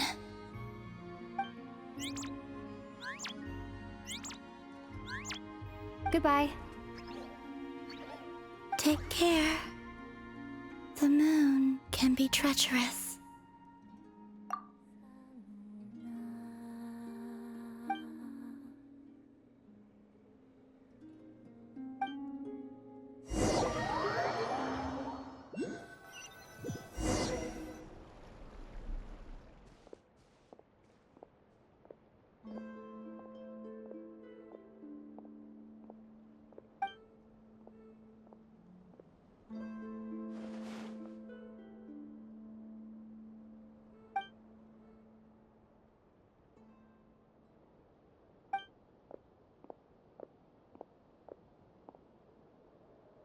Wait, is that... Ether?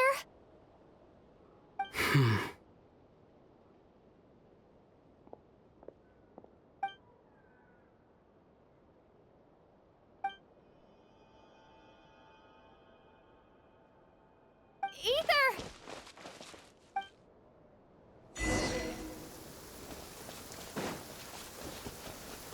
Ether!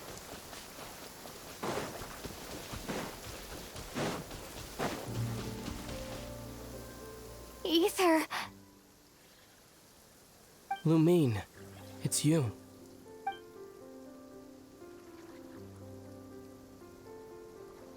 Why are you here on Hisi Island?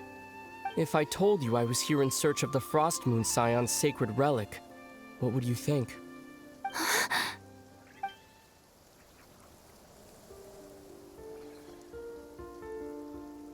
Are you also here to uncover the truth about our past?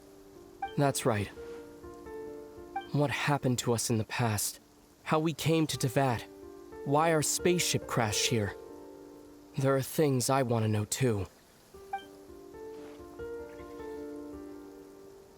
But I'm not about to sit around waiting for another 2 months to find out. Wait! Wait? But I still have unfinished business.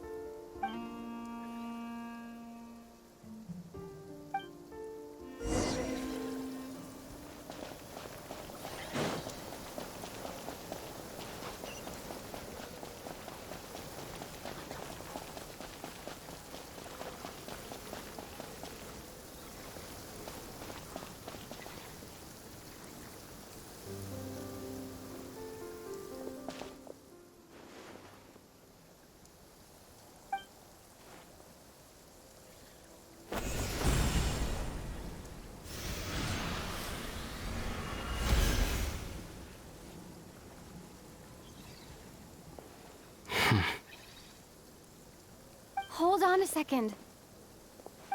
What's wrong?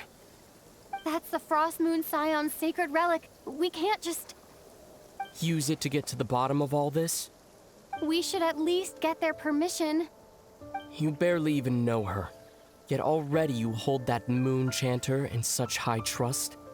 What do you mean? She told you that the seal can only be broken on Moon Prayer Night, when the flow of Kuvaki is at its peak, yes? You heard all that? Watch this. Huh? But... Get it now? She's been stalling for time. As long as the statue's base is imbued with sufficient power, the secret chamber can be opened at any time.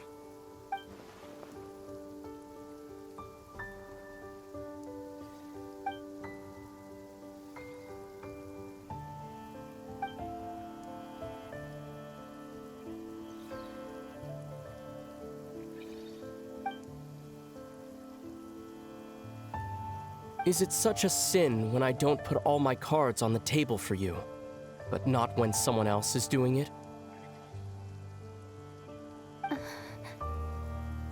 It's not like that. Is it? Ether, you've got it all wrong. This whole time I've wanted to ask you, what happened to make you like this? I admit, I've been having trouble accepting it. But after all this time apart, I've finally come to terms with who you are. Willful side and all. I trust you. I still do. Through all the worlds we've traveled, you've always been there by my side. If there are things you can't explain yet, I can wait while the journey goes on.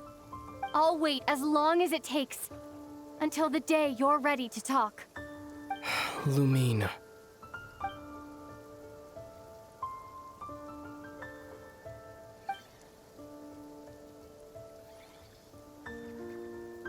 I'm not looking to borrow the Moon Marrow simply because of our past. It holds answers about the very origins of Teyvat. I've always believed that if you want the truth, you have to see the whole story for yourself. I'm not asking you to trust me, Lumine. Just don't try and stop me. If this choice weighs on your heart, then let me go in alone. Forget this meeting ever took place. A bit late for that now. But maybe this is the chance I've been waiting for all along. Even if it fades with the morning light. I want to go with you. You sure? Yeah. Then let's go. Ether. It's been ages since we went on an adventure together. I can't wait. Really? You think I'd lie to my little sis?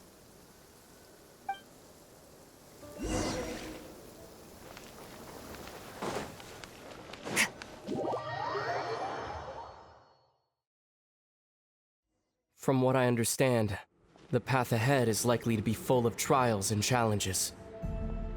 A deterrence against intruders, and a test for those who truly seek entrance. Nah, I doubt the two of us will have any problems. I agree.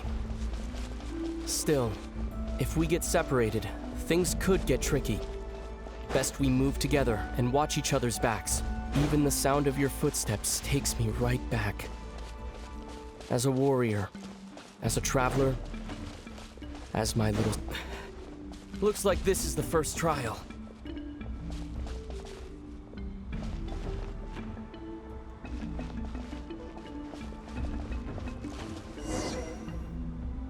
Lumine, do you understand how Kuvaki works? How it exacts force through push and pull? Okay, I'll leave it to you then.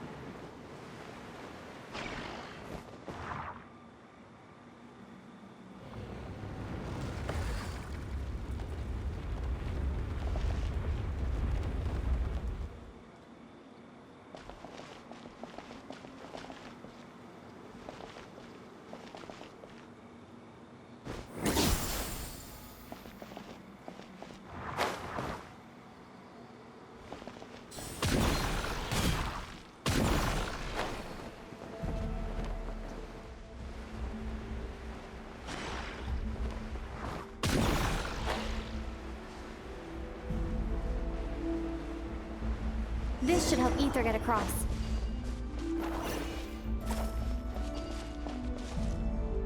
Ether!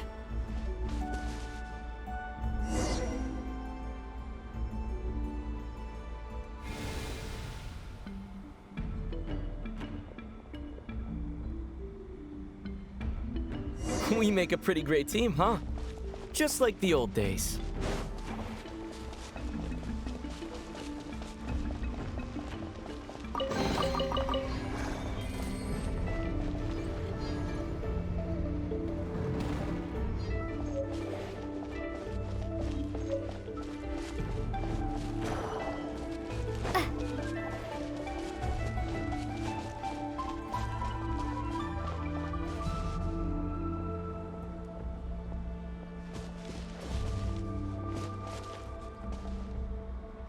A wide open space. Must be in for a fight.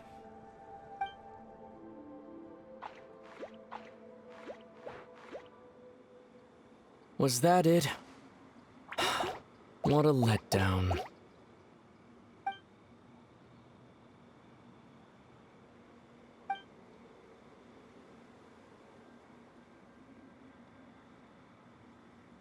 Lumine. What is it? Why are you looking at me like that? Those enemies were weak, were they not? Maybe it's because the trial's only just begun. Actually, I've got an idea. Why don't we have ourselves a little friendly competition? Let's see if your journey has made you rusty. You're on.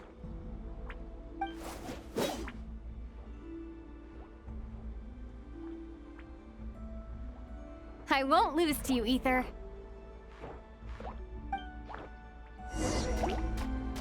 If memory serves, I used to come out on top more often than not. You sure you're all right? Seems your memory's slipping, Ether. Save it. We'll know who's stronger soon enough. Let's see what you've got.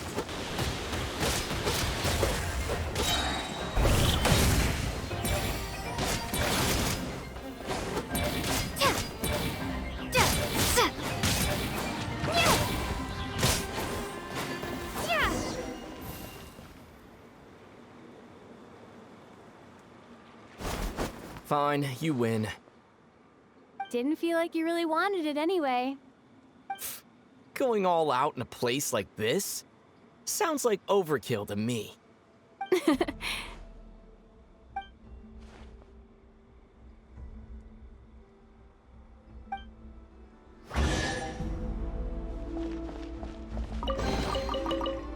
Let's keep moving.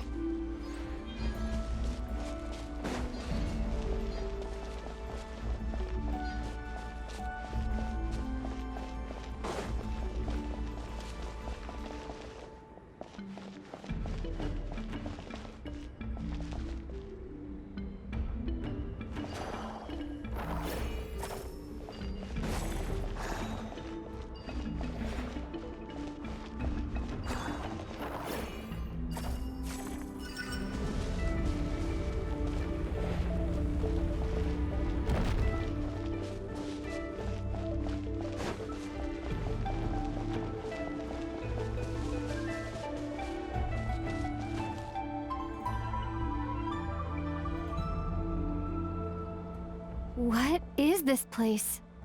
No sign of any monsters. Feels like a ritual site, but something's missing. It's ahead, inside that thing that looks like a mirror.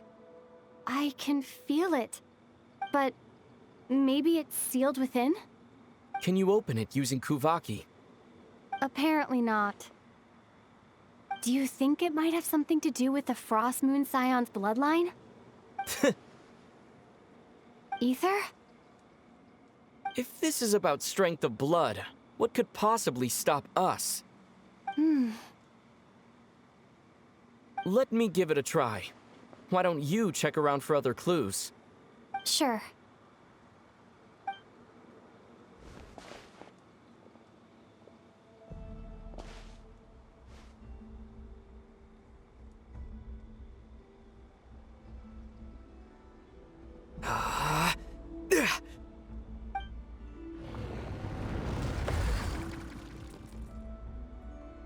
Found it. This should do the trick. Okay.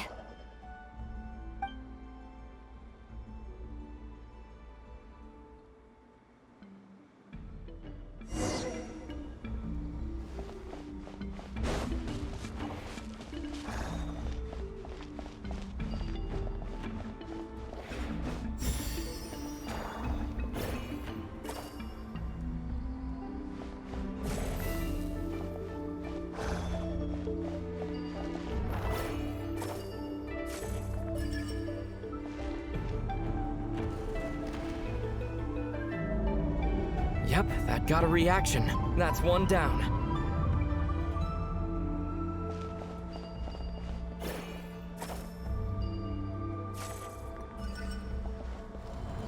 Nicely done.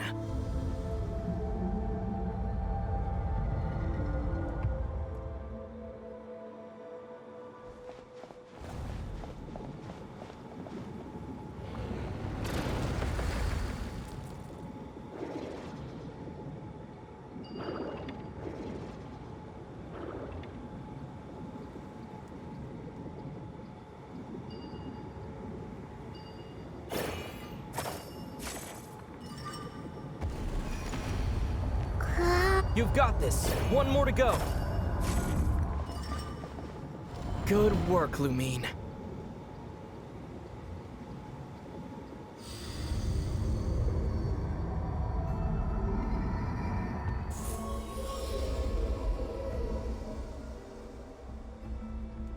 The door's open. Come, we must be close.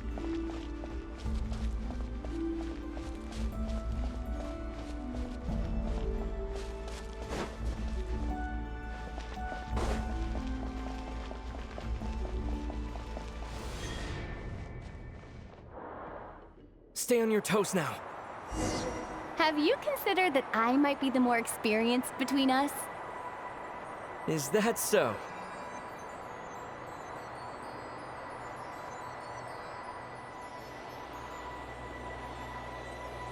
So, will you be heading off again after we're done here? Maybe. Maybe not. Another cryptic response. Don't worry about things that haven't happened yet.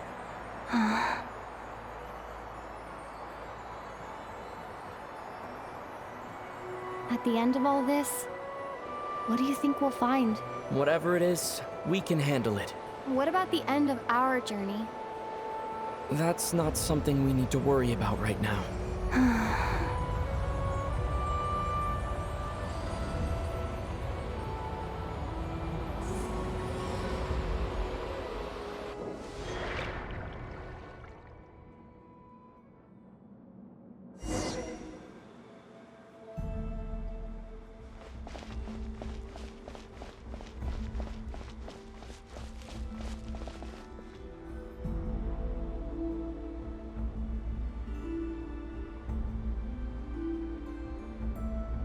Looks like the final trial is just up ahead. Ready for battle? When have I ever not been? What's wrong? Going on an adventure with you side by side, it's been so exciting. But at the same time, it just feels surreal, I guess. Maybe because it's been so long. You know, this is only the second time we fought together since the day we both woke up in Teyvat. Maybe that's it. Lumine, let the light of our blades come together once more, just like they did in the past. Ether. This is a night of miracles, an adventure that belongs to us. Let's not weigh it down with worries and regrets. This is our adventure.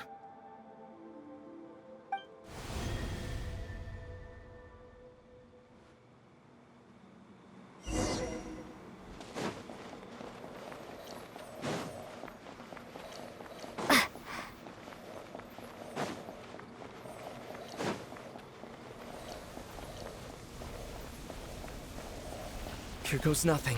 Prepare for battle. Stay focused! Dodge its attacks!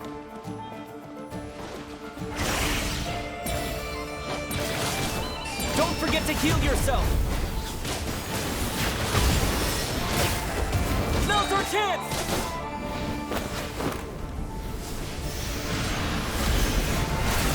Watch out!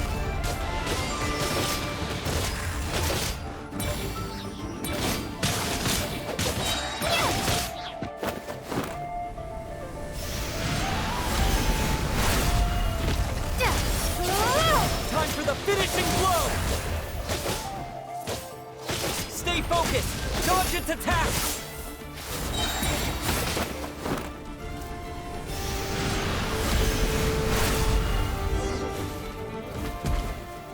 It's over. Nicely done. Flawless execution. Couldn't have pulled it off without your backup. Not too shabby at all. As for what you were saying, yes, I should have come to see you earlier. Or at the very least. Spent more time with me, going on adventures like this? Something like that. Instead of just running off and expecting you to follow my trail. Wait a sec. That's not an official apology, is it? That goes without saying. Come on, time to claim the treasure we came for.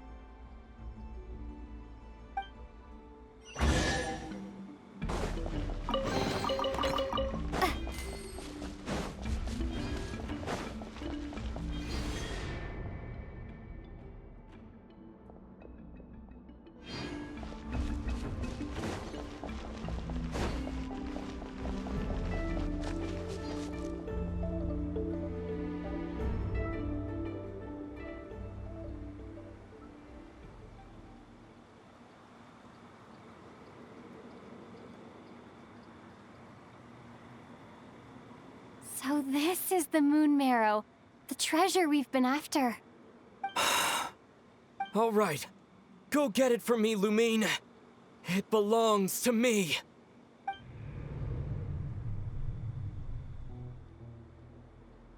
What's wrong, Lumine? After everything we've just been through, you still don't trust me? Don't you want to know the truth too? Just like I do? Rest assured, I'll share the truth with you afterwards. Now go, bring it to me.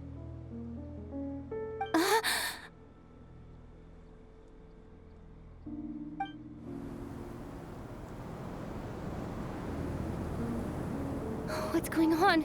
Where did this fog come from? Ether!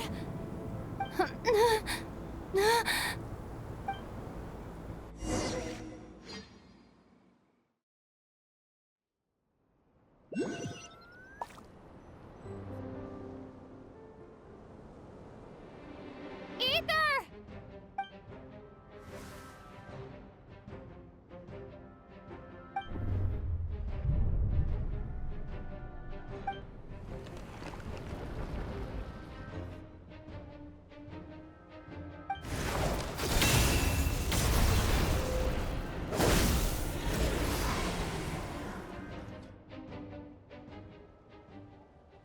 Ether! Huh? Huh? What are you doing here? Yes, we ran into each other at the flagship this afternoon.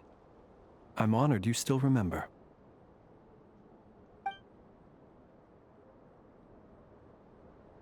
Are you looking for something here?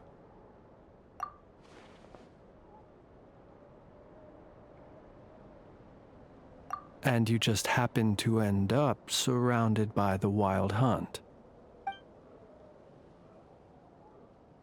Sorry, I did not intend to come off as pointing fingers. Indeed, perhaps our courses of action do not differ so greatly. Not exactly. We Lightkeepers are accustomed to patrolling at night. A long-held tradition, you understand. I was just passing by when I noticed that the Wild Hunt had struck. So I simply did what I am duty-bound to do. As a matter of fact, I just saw someone leaving in quite the hurry. Was that your companion?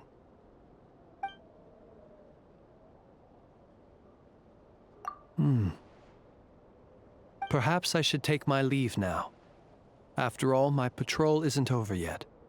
Nod Krai is a dangerous place to be at night. I'd advise that you head back soon as well.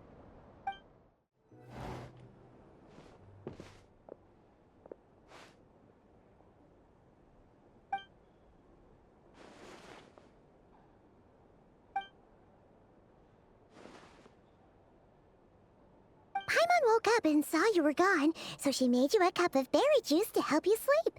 Her own secret recipe. When you get back, drink it up and go get yourself some rest.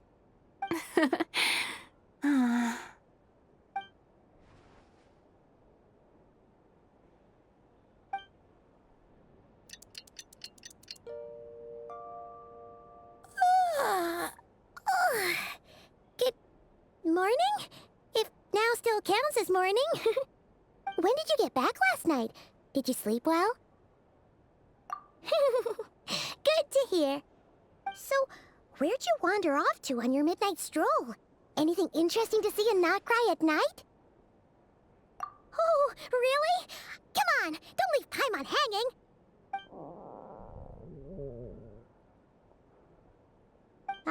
All right. Guess we'll have to feed your stomach before we feed Paimon's curiosity. Let's go grab something to eat while we talk.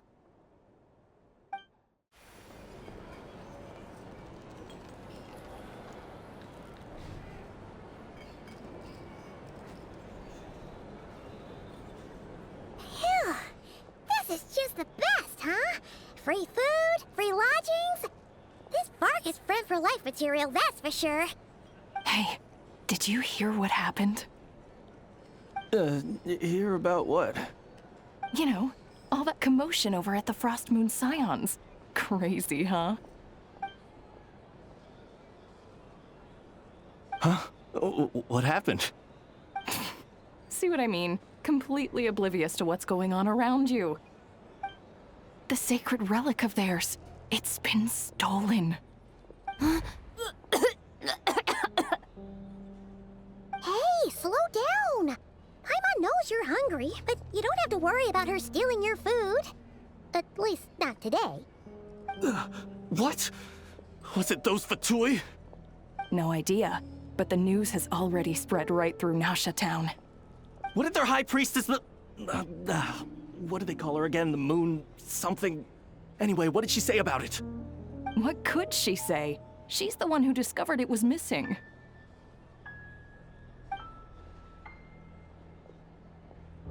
She was in Nasha Town first thing this morning, hoping to launch a joint investigation with the Voynich Guild. Whoa! Did you hear that? Lauma and the others, their sacred relic's been stolen! Who in Tivat would even have the nerve? Paimon bets it was that bunch of good-for-nothing, rule-breaking, troublemaking Fatui!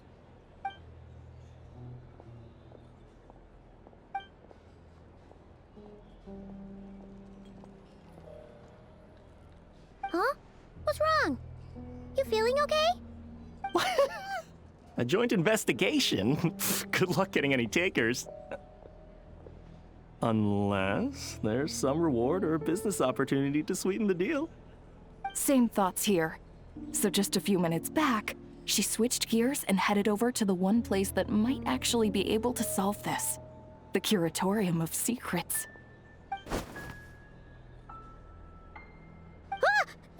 You scared, Paimon! What is it? Huh? Okay, just... Hey! Paimon's not a baby, you know! Quit pulling her arm! Sorry to... Huh? There's no one here. But didn't they just say Lauma came this way a few minutes ago?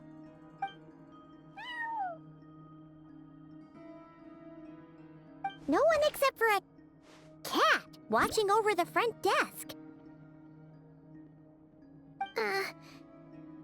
Excuse... meow? Are we supposed to check in here?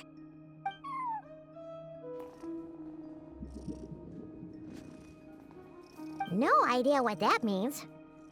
Is this Lauma's personal receptionist or something? Pretty sure she'd be the only person who could actually understand it.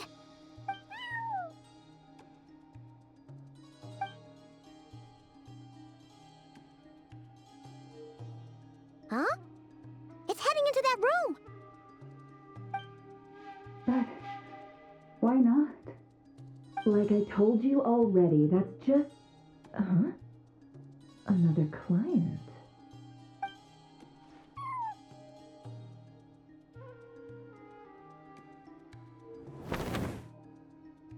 Ah! So, you were in this room the whole time? Something I can do for you? Traveler. Paimon. Oh, you're acquainted then? Yes, they visited Hisi Island yesterday. We had dinner together. Allow me to introduce you. Traveler, Paimon. This is Nefer, boss of the Curatorium of Secrets. Pleasure to meet you. They are travelers who arrived in Nod Krai just yesterday. Greeted by the birds and beasts of this land, they are kind-hearted souls who walk in the moonlight's glow.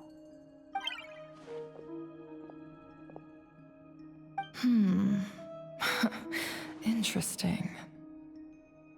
Thank you, Lauma, but you need not have introduced them. They are great heroes, renowned throughout the nations beyond our borders. Oh, really?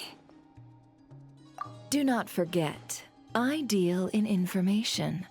Just because most people in Nod Krai pay scant attention to foreign affairs, that does not mean the same goes for the Curatorium of Secrets. They're the heroes everyone was talking about before. The ones who saved Natlan during the Abyss Crisis.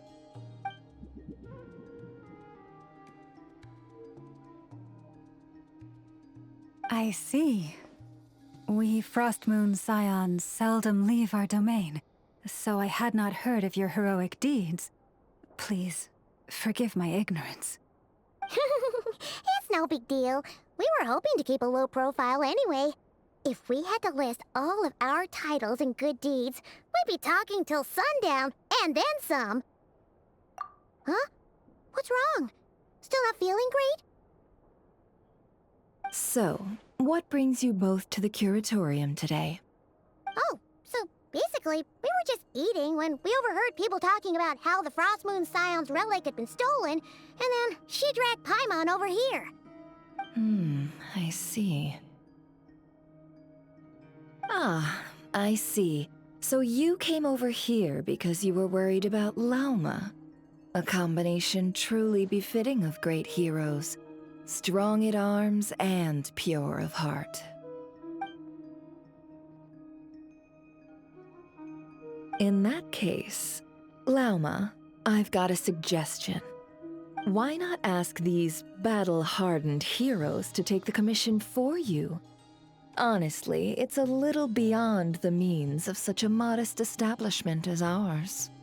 Your modest establishment? Unable to handle a commission? You just don't want to take it, do you? You're right.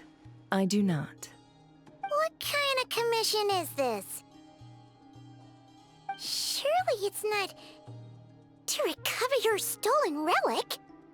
Yes, that is it. Recovering the relic is both my duty as a moon chanter and a step toward fulfilling the promise I made the Traveler, to help uncover the truth of the past. But Nefer has already declined our commission multiple times. And yet, just as it always has, the moon will continue to illuminate the sky above the Curatorium. Come night or day, may the moon goddess keep you. Enough of that.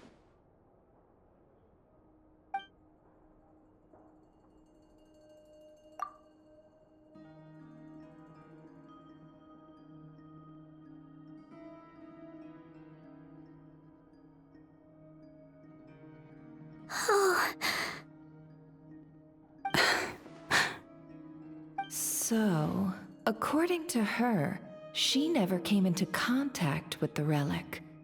So she suspects her brother may have taken it. I understand. The Frostmoon Scion's secret chamber has remained hidden from the world for generations. But the reason outsiders are forbidden entry is not only to prevent theft. Within the chamber lie ancient trials, challenges designed to test the worthiness of those who enter. To intrude without rightful cause is a most perilous act indeed. So please, don't be too hard on yourself. The fact that you made it through those trials proves your right to stand before the relic. To put it simply, the Moon Marrow itself has deemed you worthy. No. Your honesty tells me everything. You never sought to take the Moon Marrow for yourself. As for what happened at the end, I suspect the chamber's protection mechanism may have been activated.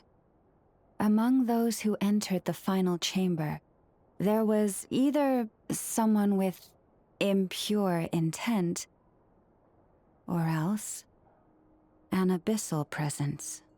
The Abyss? Perhaps that's why, then. Either way, the Moon Marrow was taken. And I believe you. So the problem remains the same. I need to recover our relic. See? Didn't I tell you it would all work out in the end? But before everyone starts celebrating, forgive me for asking just one more thing. Are you absolutely sure your brother took the relic? What do you mean? Weren't they the only ones inside at the time? Who knows? Think about it. After your brother broke the seal with abyssal power, what was to stop someone else from following you in there? In theory, nothing. And as it just so happens, I received a tip-off from one of my sources earlier this morning. Word is, today of all days, the Fatui suddenly called off their search for the relic. What? Huh? Why? Well, either they woke up this morning and suddenly decided they'd lost all interest, or... Exactly.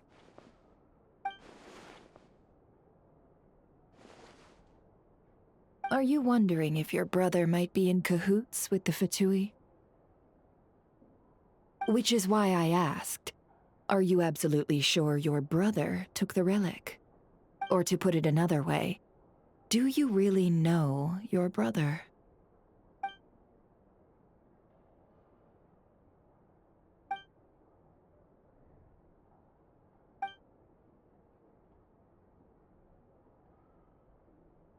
In other words, it's highly likely that the Fatui already have the Moon Marrow. So, basically, all we need to do is find our way into that Fatui research facility, and we should be able to get to the bottom of this, right? Congratulations, you've found your answer. Looks like the Curatorium won't need to lift a finger this time. Well, Lauma, there we are. On behalf of our long-standing cooperation and the great hero by your side, I'll waive your consultation fee. But just this once. You're really not planning on helping us? I think I've helped more than enough already. If we're to stand any chance of infiltrating that facility, we'll need the help of a specialist. Just so you don't get the wrong idea, let me make myself crystal clear. The Curatorium of Secrets has always striven to abide by a policy of strict neutrality. We do not take sides with any faction in Nod Krai. I cannot help the leader of the Frostmoon Scions sneak into a Fatui facility. That would make me their enemy. When one of their harbingers asked me to help them infiltrate your territory, I gave them the same answer. No. All right, I understand. But I do have one final request. I promise it's my last. It had better be. No matter who it is, I want you to help us persuade the next person who walks through that door to join us. What is she up to? You're that desperate for help? What if it's a member of the Fatui? It doesn't matter. You're welcome to tell them everything, even about our plans to infiltrate the Experimental Design Bureau. All I'm asking is for you to say one thing, just one thing to help persuade them. If you do that, I promise I won't ask you for anything else.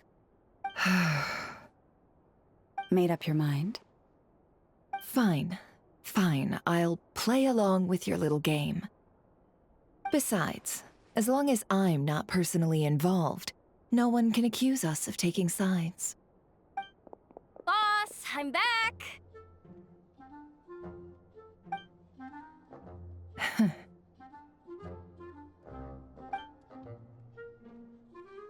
You won't believe the luck I've been having today. Remember you sent me to find that runaway cat, yeah? And you said I'd only be back after dark? Well, guess what? Right after I left the house, this big ibis flew over and the missing cat was right in its claws. And once it got close, it loosened its grip and... Boss, you're meeting clients. I'm so sorry. I'll get out of your way.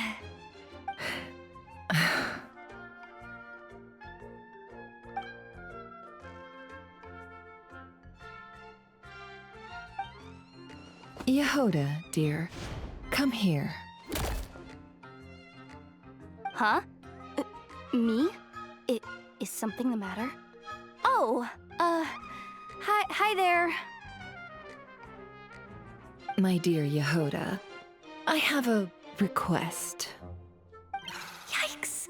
Why does the boss sound so scary? Did I do something wrong? Would you be so kind as to accompany these 3 delightful clients of ours and help them infiltrate the Fatui's Kuvaki Experimental Design Bureau? What is going on here? Boss usually just says things like, hey, go do this, or you, go take care of that. Why is she being so scarily polite? And wait a sec. The Fatui's research facility? That's basically a death sentence. Made your mind up yet, my dear?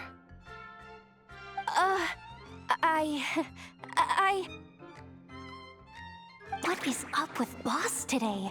Am I supposed to say yes to this? Or maybe it's because the mission's too risky, so she's actually looking out for me? Why is everyone looking at me like that? Is this some kind of test? I can't let the boss down. Can I? Have you made up your mind?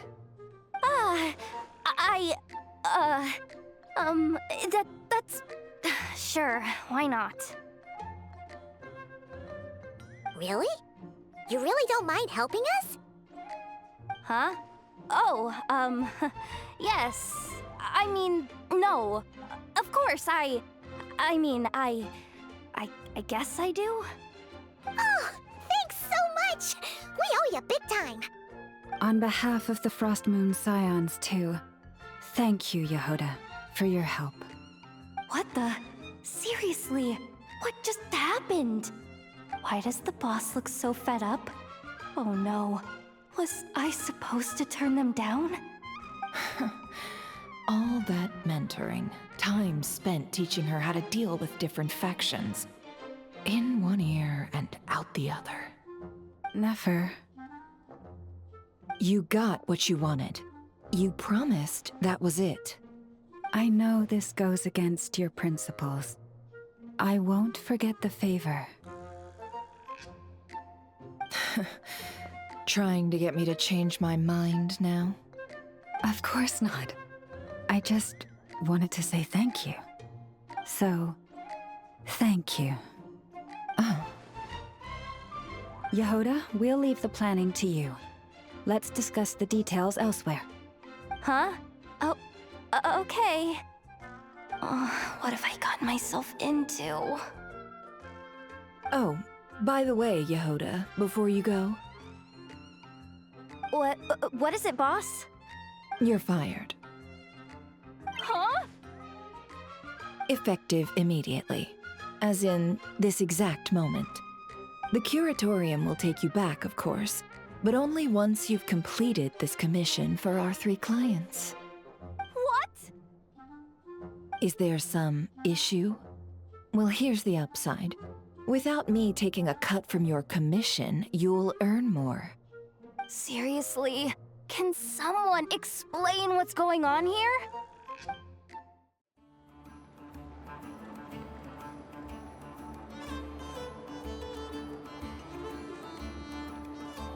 Are we sure Yehoda's alright? She looked totally crushed just now.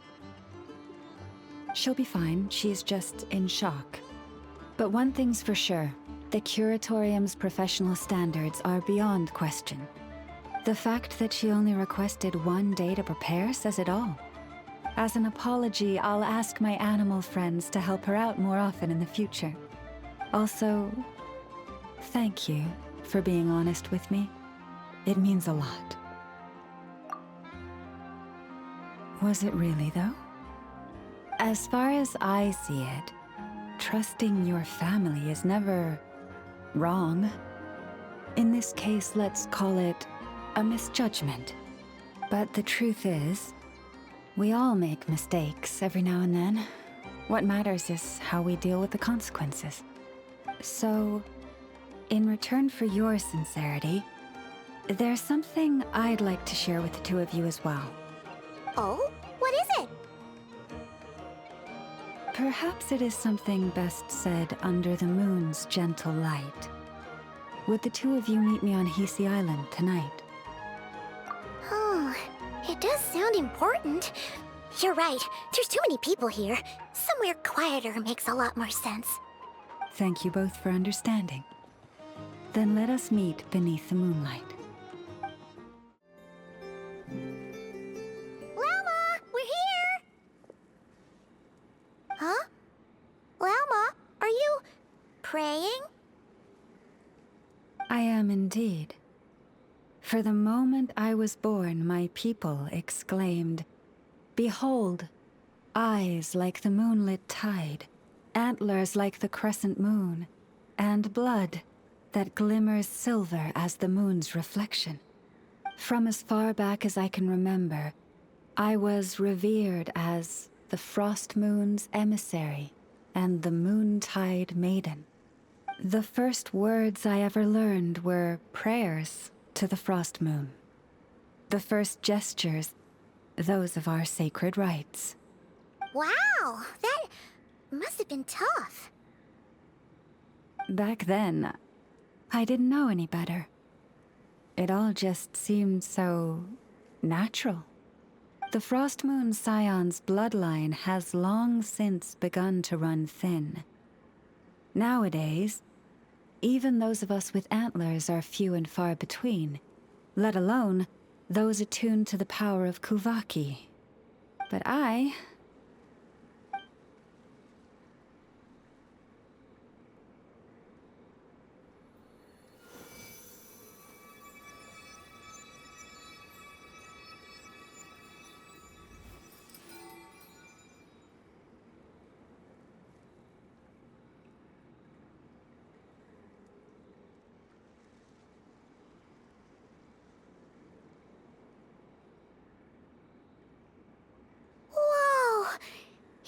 Antlers are so pretty.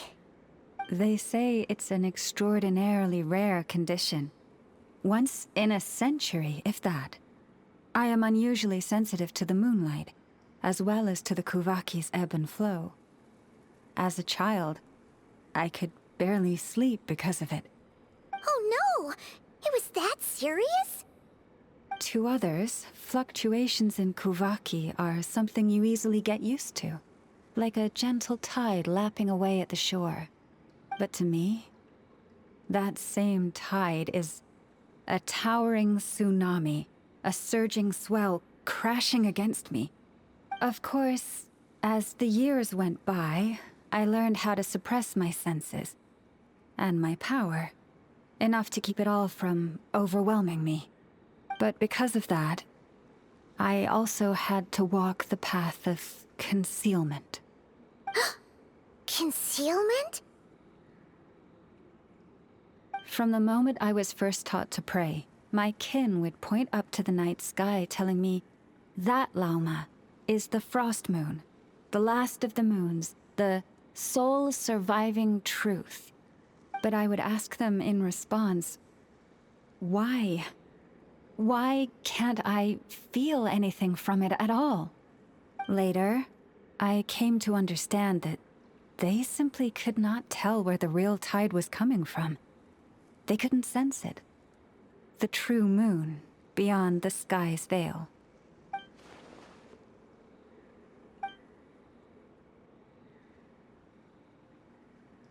The moon is false. I reached that conclusion long ago. But there was no one I could tell. Not a single soul. At least, not until now. Am I the one who's wrong? Is it the moon that is false, or my own senses? I asked myself such questions time and time again.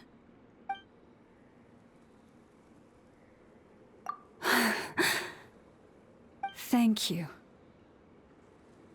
When you called yourself a descender, I had a feeling you might be able to confirm what I had always suspected. And now that you have, it's exactly as I imagined. I feel relieved. Oh, Paimon kinda gets why you couldn't tell anyone now. It's not easy to change people's minds on something they've believed for hundreds of years. That's what I meant by concealment.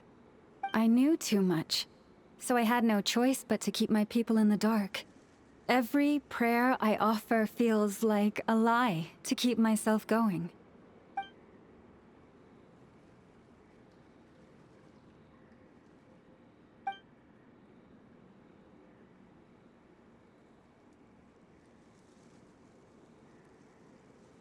You've already met our Kutar, haven't you? Huh? When was that? And, more importantly, when were you planning on telling Paimon? Ah, no wonder. What did you think of her? What exactly do you mean by up in the clouds? I understand what you mean. She is quite indifferent to the world outside herself. But I find it hard to hold that against her. Yes, it was shortly after the fall of the ancient moon's remnants. I asked her what the Frost Moon Scions meant to her, and why she left in the first place. Yeah? So, why did she? Perhaps it's better if you ask her yourselves. Things tend to get lost in translation when you speak on someone's behalf. What I can say for certain is this. Even when I had no one to confide in, I still had a family. I still had the Frost Moon Scions. But that girl, born beneath the moonlight, perhaps she's never felt she had either. The truth is, though, she might have had it all. If only the Frost Moon Scions hadn't let her down.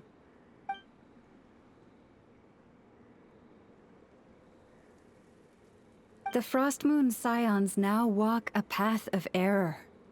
They offer their prayers to a false moon, and to a goddess who can no longer answer them. I want to change all that. But with the Fatui closing in on us day by day, the Frost Moon Scions must stand united. Now more than ever. I just need to wait for the right moment. Lady Lauma! Lady Lauma! Cappy? Has Kadena's condition deteriorated again? Traveler, Paimon, we'll have to continue this conversation later. We'll come too!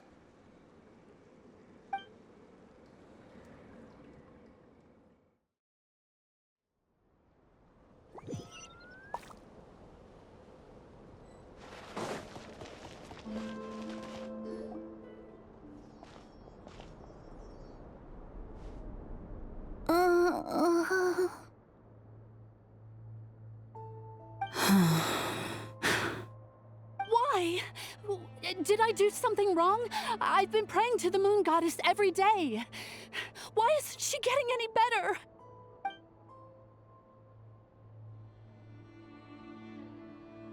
Cappy, I need you to wait outside. I'm about to start her treatment.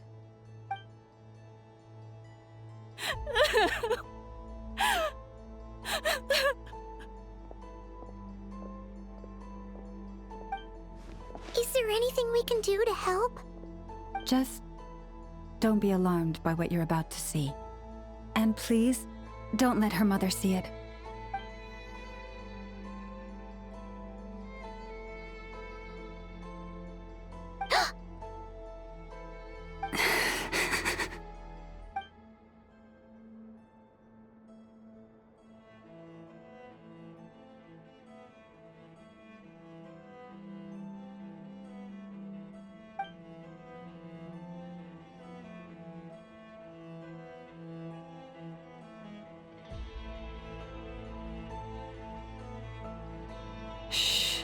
Please, help me keep this a secret. She looks much better now. But, Lauma, was that? A medicine prescribed by a local doctor. For ordinary people, my blood has the power to counteract any adverse reactions to Kuvaki.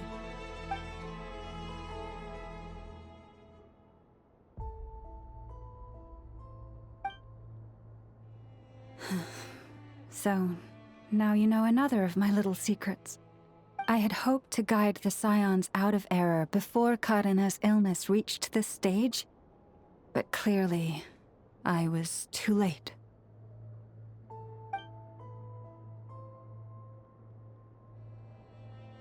My life is as hidden from sight as the far side of the moon. Yet people only look to the bright side for guidance. If the day ever came when the two sides were reversed, could they truly accept it?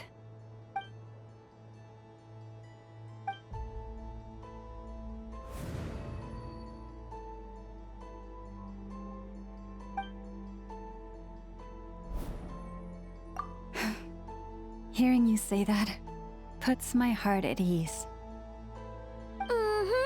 And if there's anything we can do to help the Frost Moon Scions, just let us know. Our priority, right now, is reclaiming our relic from the Fatui. But I now understand that the day I will tell everyone the truth is no longer far off.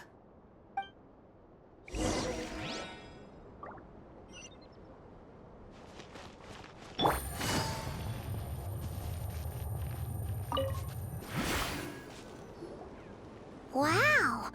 Paimon would never have guessed Lauma had all that bottled up inside. Hey! Watch your step! Ah! What's wrong? Oh, you scared Paimon. You scared me there too. Almost stepped right into one of my traps. A trap? Why would you leave a trap somewhere like this?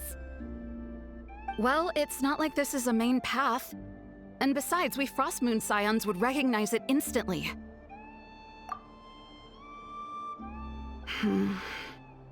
Alright. You don't seem like you're with the Fatui, so I guess there's no harm telling you. Lauma asked me to set up these traps to keep the Fatui at bay. Oh!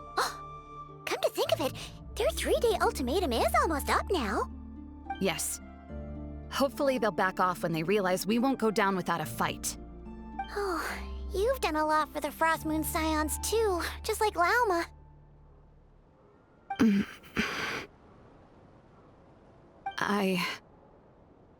Philomena? It's nothing. I was just wondering if any of this is really worth it. What do you mean? Our people. So many are stubborn, stuck in their ways, clinging to a truth they refuse to even question. Do they really deserve everything Lauma's doing for them? Afraid. Huh. I suppose. Maybe you're right. No. I shouldn't be saying this. Just forget it, okay? Bye. Huh? Why did I say all that? Or really, why am I still doing any of this? Either way, this will be my final night with the Frostmoon Scions. Wow, she sure took off fast. So, are we heading back to the flagship for a break, or what? Wait, you're not thinking of visiting that damsel light up in Cloud Cuckoo Land, are you? Huh, given who she is, pushing her won't get us anywhere. Hey, why don't we... Let's bring her something tasty! If she doesn't want to talk, we'll have to win her over with food. Hey, no harm in trying. At the very least, it shows we're trying to be friendly. Let's see. How about Ineffa's 9.12 out of 10 berries and fried meat, the Frostmoon Scion's boon of the day, and one of your signature dishes. Your choice. Should be a good mix of meat and veggies. There's bound to be something she likes.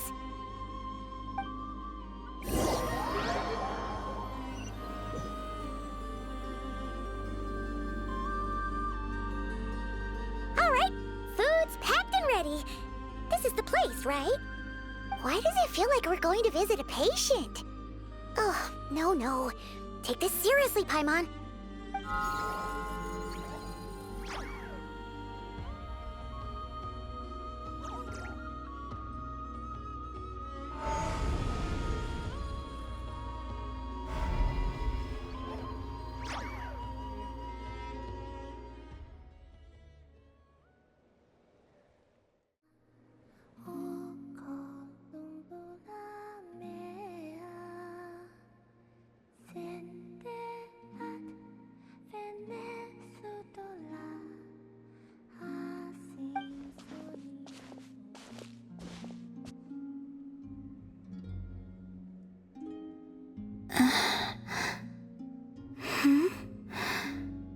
Remind me, who are you again?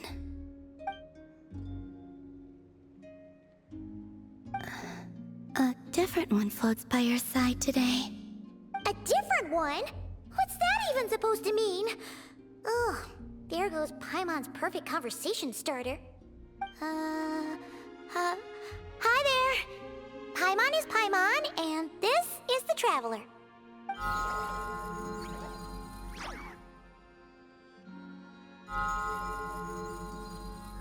Oh, there you are. Between the two, I suppose you're cuter.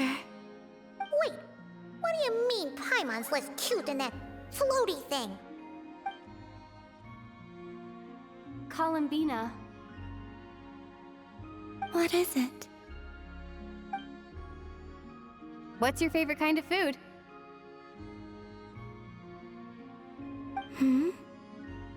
Is this a treat?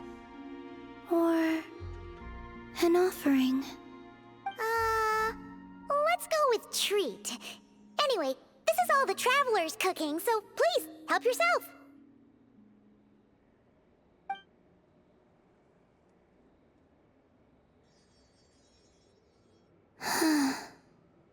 Oh, that wasn't exactly a yes, but she didn't turn it down either. What could she be thinking?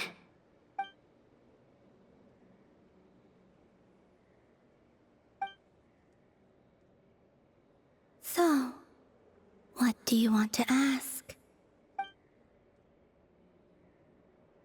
Hey, she's actually playing along! Quick, now's our shot! You know the moon in the sky isn't real, don't you? I know there is only one moon in the sky. It is simply that some can see it, and some cannot. What does it mean to you?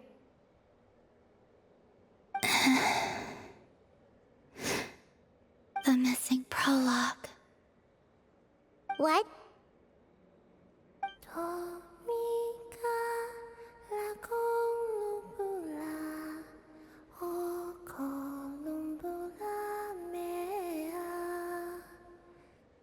Huh? What does that mean? Isn't she going to explain herself? Can you tell me more about that melody? You were humming it last time too. It must be important to you.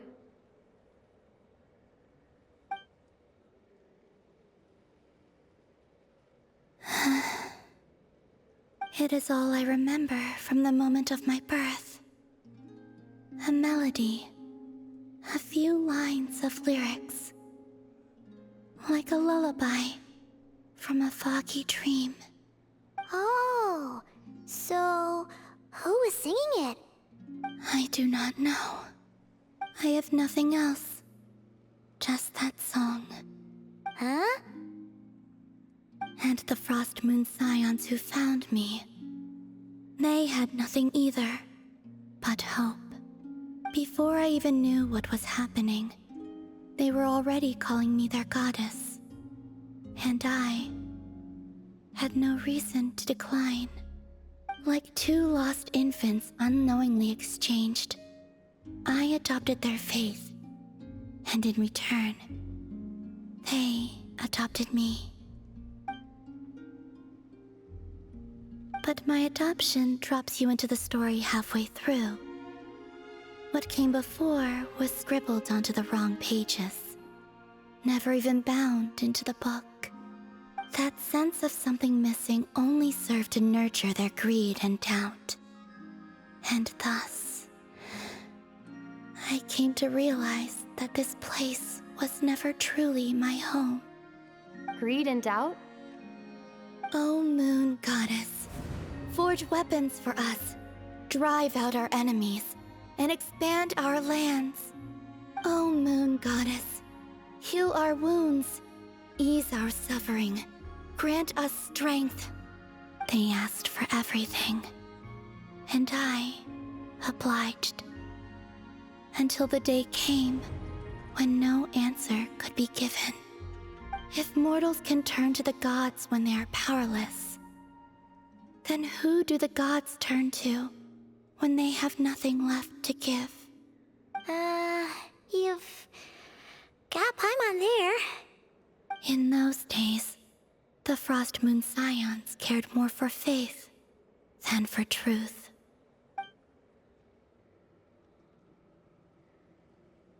Reality rewrote the sky in words I could not understand. I did not want to read a tampered version, so I simply stopped looking. The real beginning of my story lies up there, on the moon, forever beyond my reach. Like a message carved for blind hands, sealed away where no fingers can find it. Huh. So that's how it is.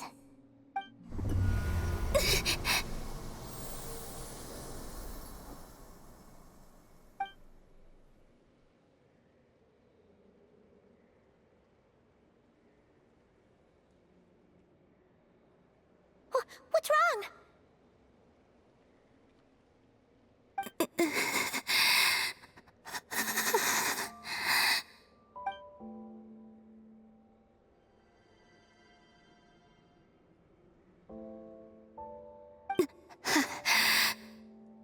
You should go. What, now? But you really don't look well. Did something just happen? Is there anything we can do to help? No. Aside from answers, I have nothing else to give you in return. This is the price of running away from home a second time. Running away from home?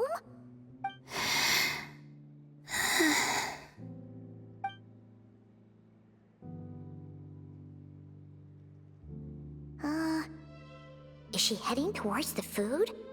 Did all of Paimon's questions make her hungry?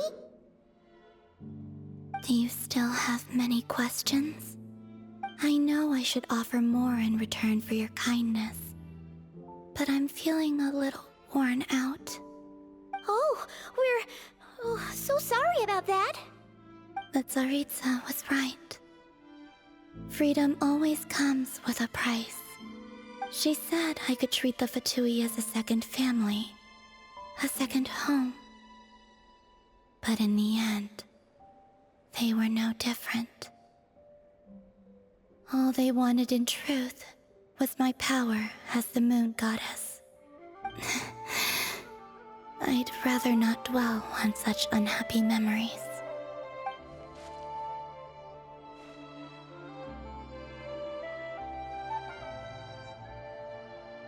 I have fulfilled my promise to the Tsaritsa, though it has used up much of my power.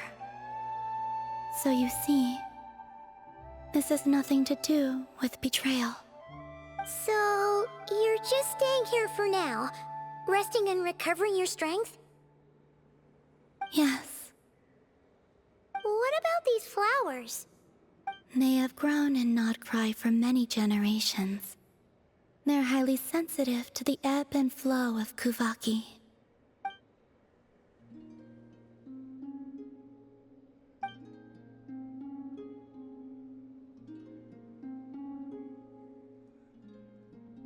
At times, I thought about using that relic the Frost Moon Scions had hidden away. I could sense the power within it. But going out is such a hassle.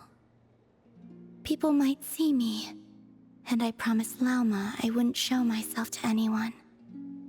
Besides, I know it's gone now anyway. Really? Lauma asked you to stay in hiding? Uh-oh, she's looking back at the food again. But Paimon's still got some little crumb cookies here. You could have these for dessert if you wanted. Lauma said she wishes to change the Frost Moon Scions, which is why she asked me to stay out of sight.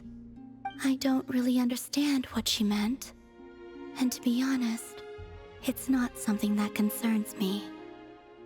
But I wasn't planning to see anyone anyway.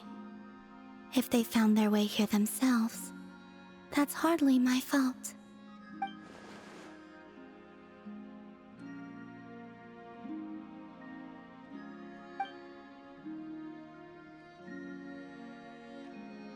Lauma, the Maiden of the Grove. She is quite unlike any Frost Moon Scion I have ever met before. After hearing my story, she actually apologized for how the Frost Moon Scions treated me back then. She told us she feels like she's been living on the far side of the moon. Is that so? I actually got the opposite impression. She's been keeping her true power hidden away, afraid that people might be dazzled by its brilliance, and that they'd no longer be willing to look her way.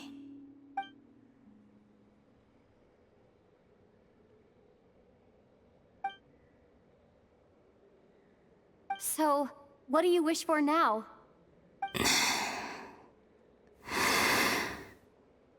I wish to return to the moon, to the home where my story is written. Right now, that is all I wish for.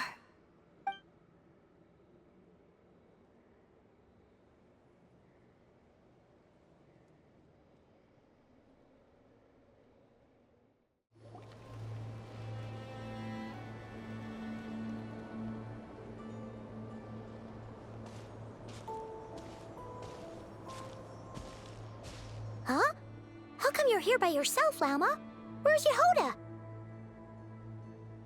I haven't seen her. Seriously? Don't tell Paimon she's ditched us on our first mission together. I don't believe so.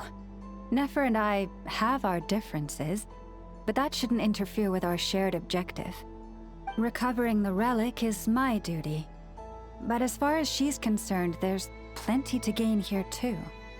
In Nod Krai, it's common knowledge that the Curatorium has a nose for profit and opportunity. The same way aphids flit from flower to flower in a never-ending quest to make honey. Huh. Sounds like you know her pretty well. Still, Yehoda sure is taking her sweet time.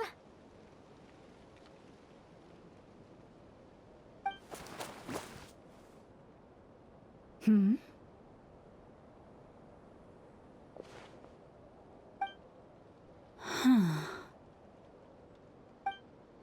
I believe we may have misjudged and underestimated Miss Yehoda.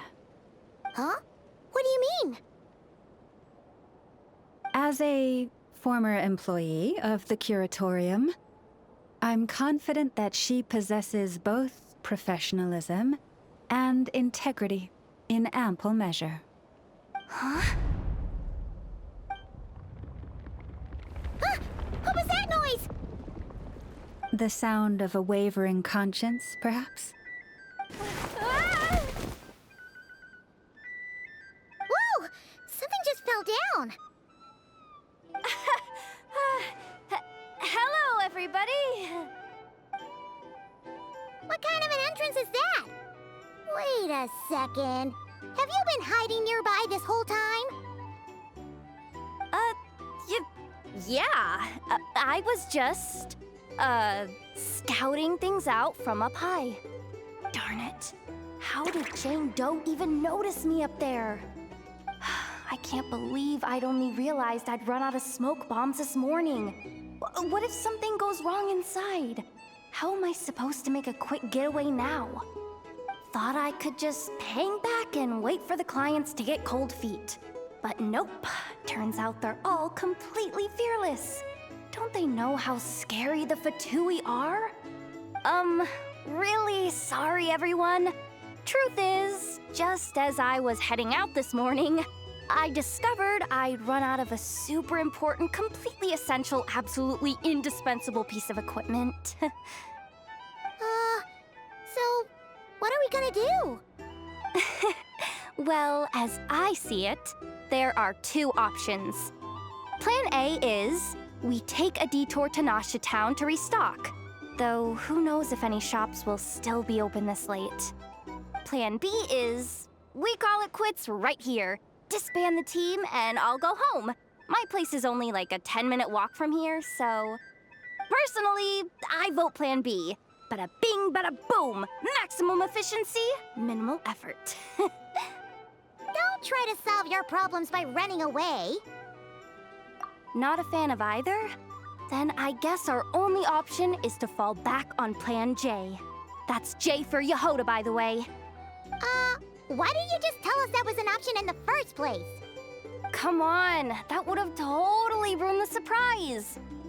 Boss pulls this trick all the time, and it's always the clueless ones who end up praising her to the skies. Feels like you just threw shade at a whole lot of people. I have faith in your professionalism, Yehoda. You don't need those flashy tricks. Your abilities alone are more than enough to earn our respect. Huh. This Jane Doe sure has an eye for talent. Speaking of which, maybe it's time I started calling her something nicer? You really mean that, Jane? I mean, Lauma Doe? I do. I'll tell you what, it's not every day you get to work alongside such considerate clients.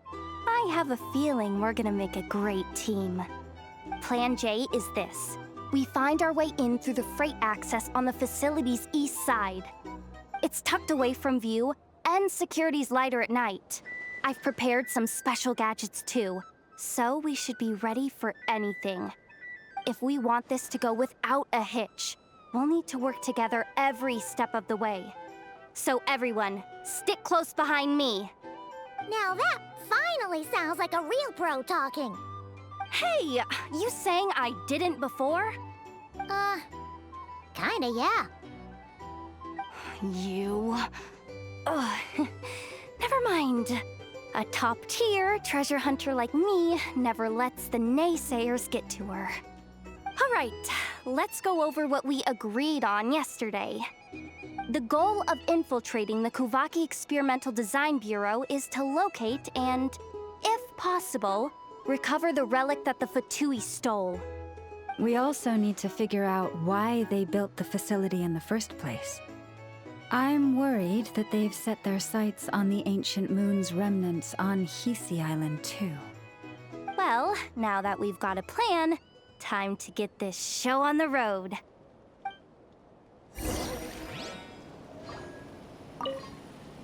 Everyone ready?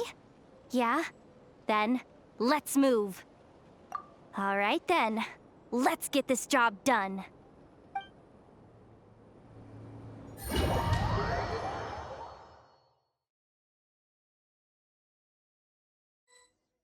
Go, go, go! But make sure you stick to the side.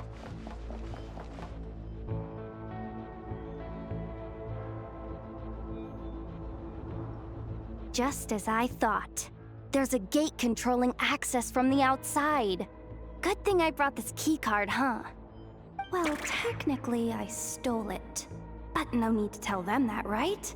Blame that chump who thought it was a good idea to get wasted at the flagship during work hours. Ooh! Is it top-level clearance? Of course, that goes without saying. Let me read it out loud for you. Fatui Experimental Design Bureau number 183574, maximum clearance, maintenance intern. That doesn't sound very top-level to Paimon. Never underestimate interns. Even the most legendary of thieves started out as rookie pickpockets, you know?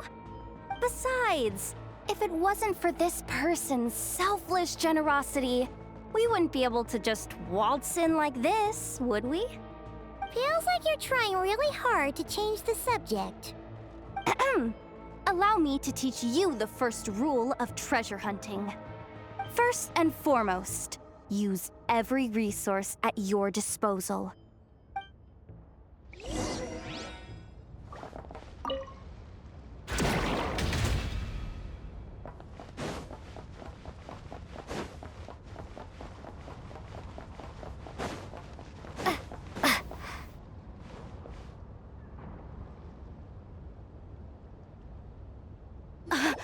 I get it now.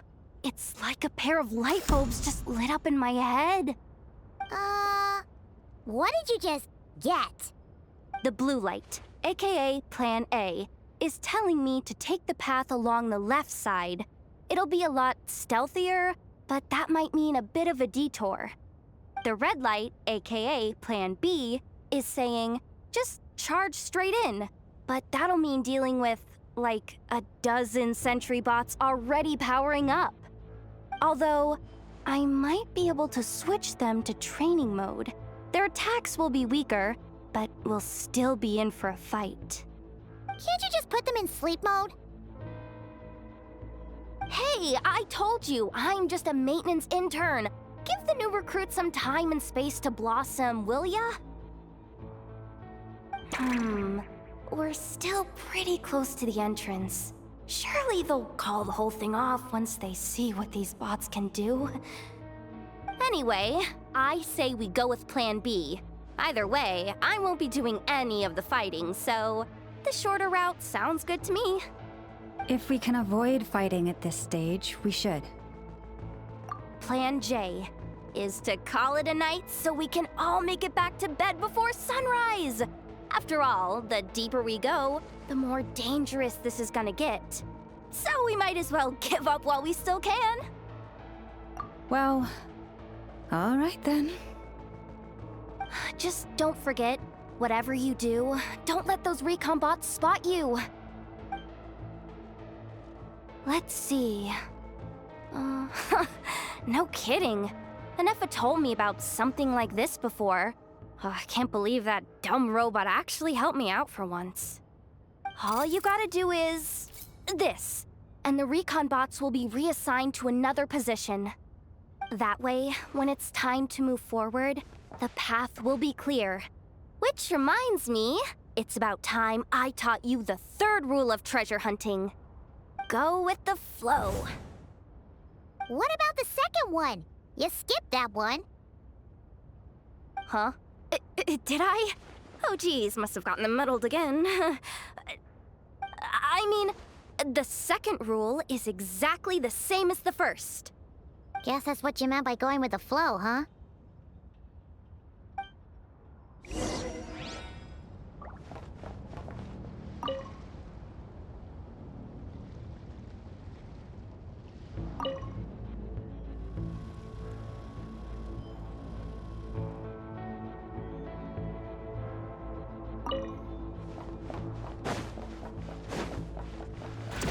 this way leads straight into the armory.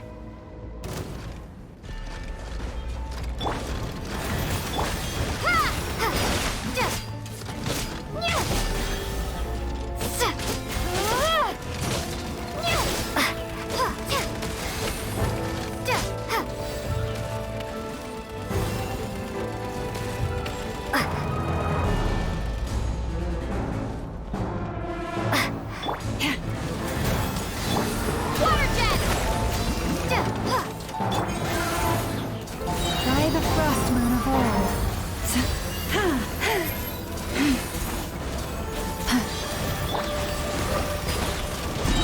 Bombs away!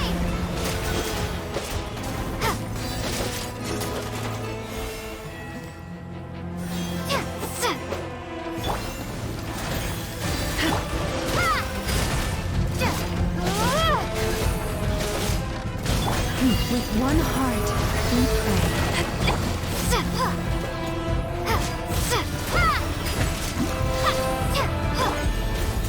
Forest, protect us. Wipe out!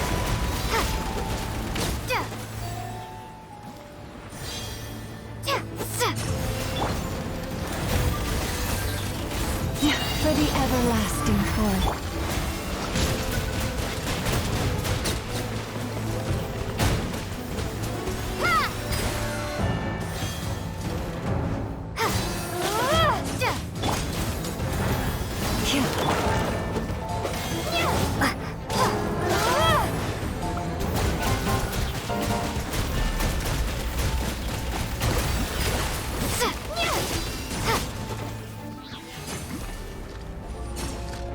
With one heart, we pray. Leave this place.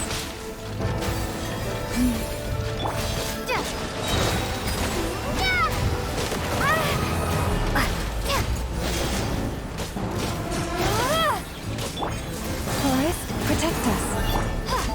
Water jet!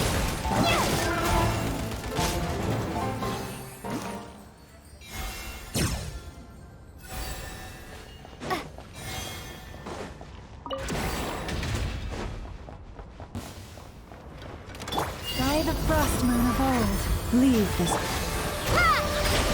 Wipe out! Go!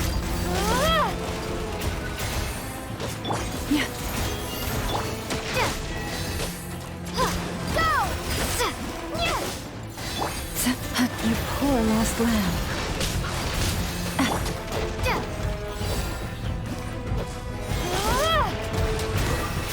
For the everlasting forest. Leave this place.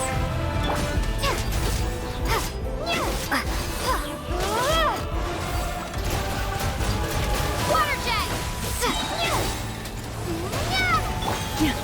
You poor lost lamb. With one heart, we pray.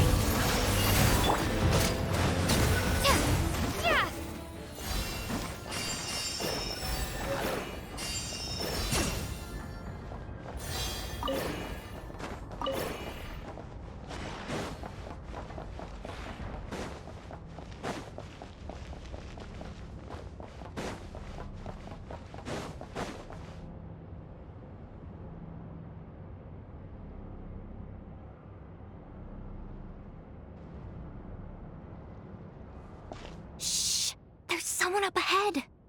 Has the lockdown been initiated? Move it, soldier! The cargo has already been transferred. The lockdown procedure is complete, Commander. That sector is now fully sealed. The night shift. Just our luck. Don't they usually handle deliveries during the daytime? There's not supposed to be anyone here. We've come this far already, and they're really trying their best.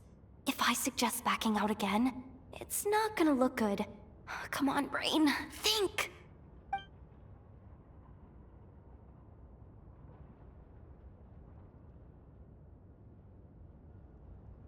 Got it!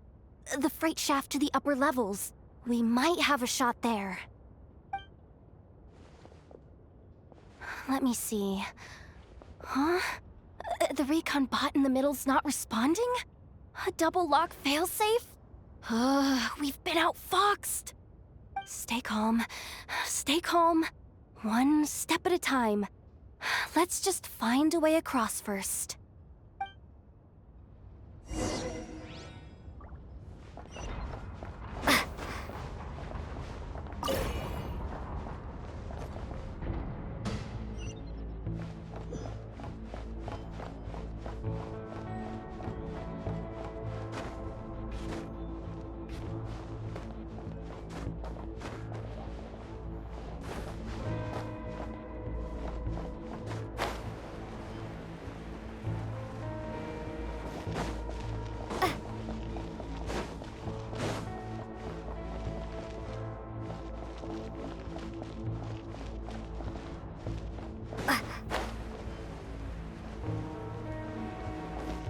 Hey! Another control terminal!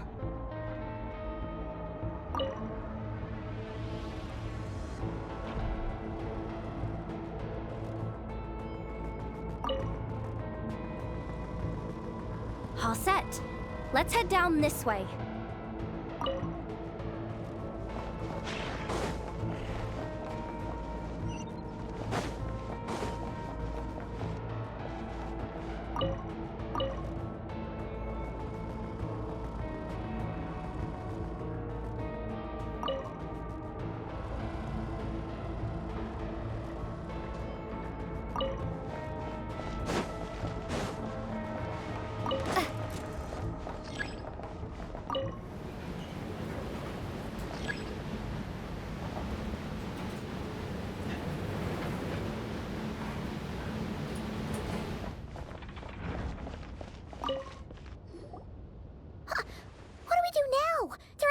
Here too. Don't worry. Bots are way easier to deal with than people. At least their behavior is predictable. First, let's find a safe spot to land. Good. That spot shouldn't draw their attention. Let's go. Let me just try something. Maybe I can use the terminal to command them to move out of our way. Security verification? With 10 questions? Are you kidding me? Are you serious? Doesn't she trust me? Or is she just trying to make things easier for me? No. Judging from her body language, she really isn't afraid of the Fatui. What kind of person is she? And what has she been through? So brave. It's kinda scary. Yehoda? No complaints from me. You go for it. Then let's make this quick.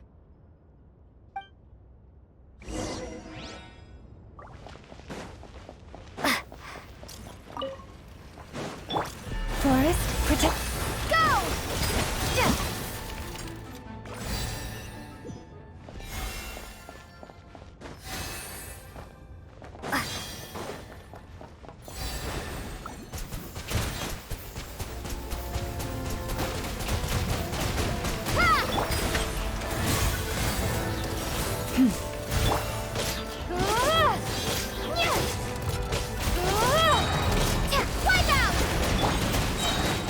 For the everlasting forest.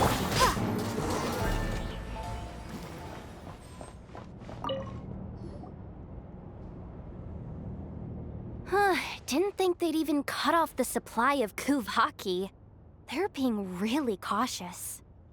If we can somehow divert some emergency power into the system, we might be able to force boot this thing. What do you mean by force boot? How do I explain this? It's like dumping a whole bucket of water into an empty pool, so that the little ducky gets to swim around again.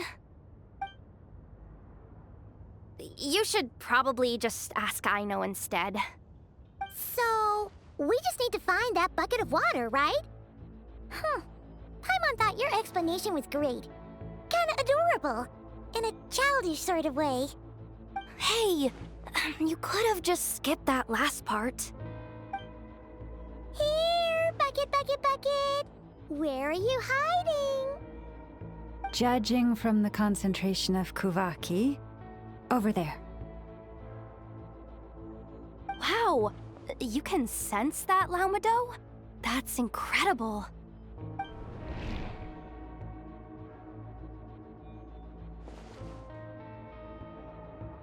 Let's move the recon bots above them out of the way first.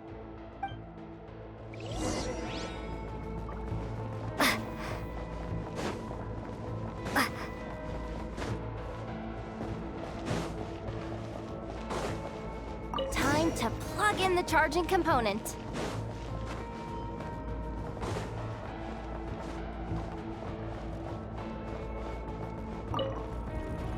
Up and running at last. Let's hope nothing else goes wrong. Please, everyone, step inside. Oh, it's so dark in here. Well, it is a cargo crate after all. No point in being picky about lighting at this point. Ah! Something sharp and pointy just poked me in the back! Sorry. That was probably just my antlers. It's pretty cramped in here, so I had to crouch down. Oh, having antlers must be inconvenient at times like these.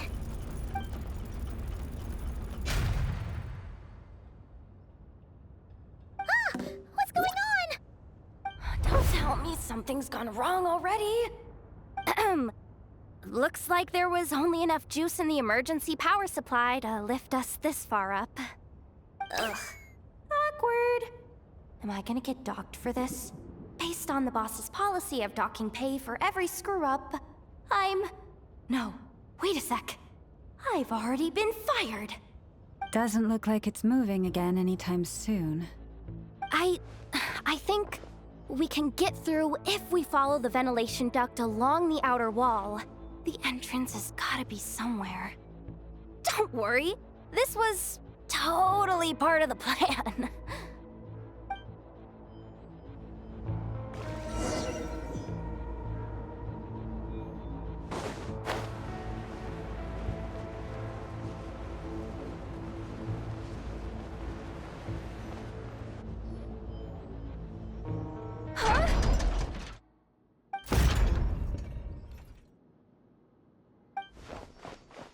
Yehoda? How'd you end up outside? Looks like she slipped out at the very last second, just before the gate shut. Impressive reflexes, I must say. Though I'd expect nothing less from a former employee of the Curatorium. I'm so sorry. That was pure survival instinct. I didn't mean to ditch you. Anyway, you guys just stay where you are.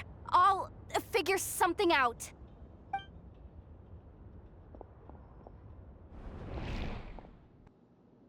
Hey, there's a terminal nearby. Hang tight! Can you hear me now?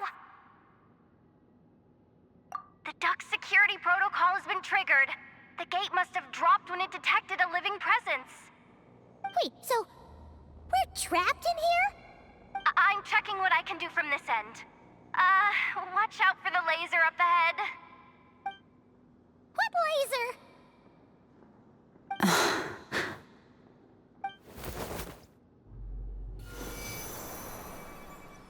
Oh, we see it now. Good thing we didn't move. Got it. I think I understand the situation. Hang in there. Just one moment. This is killing me, but I think I've got it. I can try adjusting the direction of the Kuvaki flow inside the duct. If I've got this right, you might just be able to dodge the lasers by utilizing the Kuvaki's pull in reverse. Oh, Paimon thinks she gets what you mean. But I can't see where you are from here, so I'll need your constant input. Just tell me what to do. I'll follow your lead.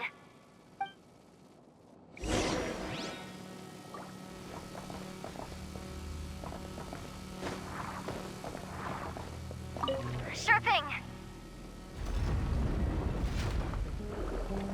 So, wanna grab dinner after our shift?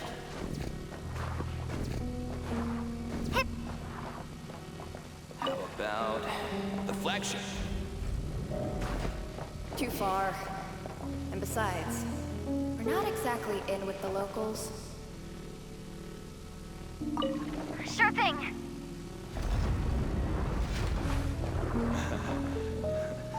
Then how about the staff cafeteria? Brimming with bright ideas, aren't we?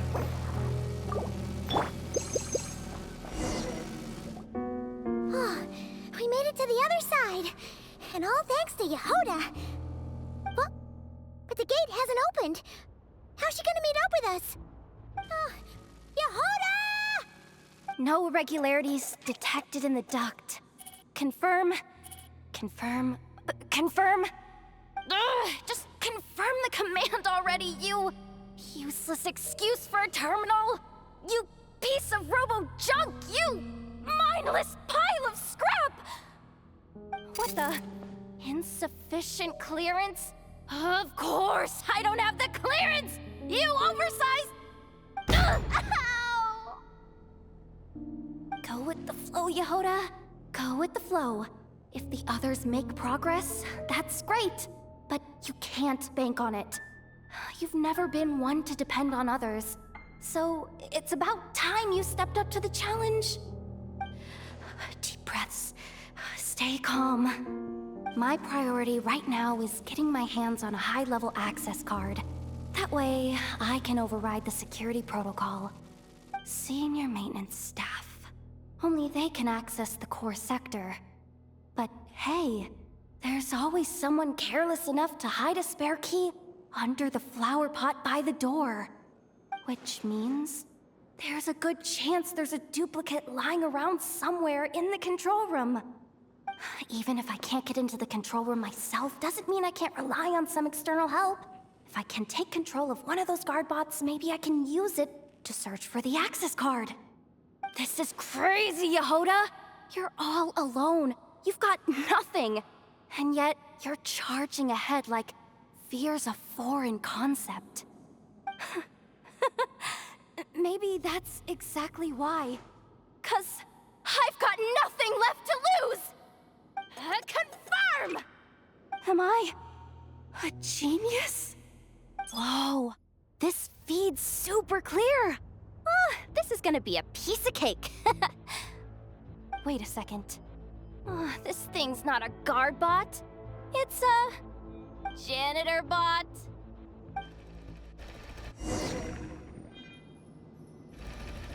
You think Marionette even knows what we do down here? She seems to spend all day either holed up in her lab or out doing the rounds. It's still a mess over there. Go clean it up. Why? Planning to skim a little off the top? No, nothing like that.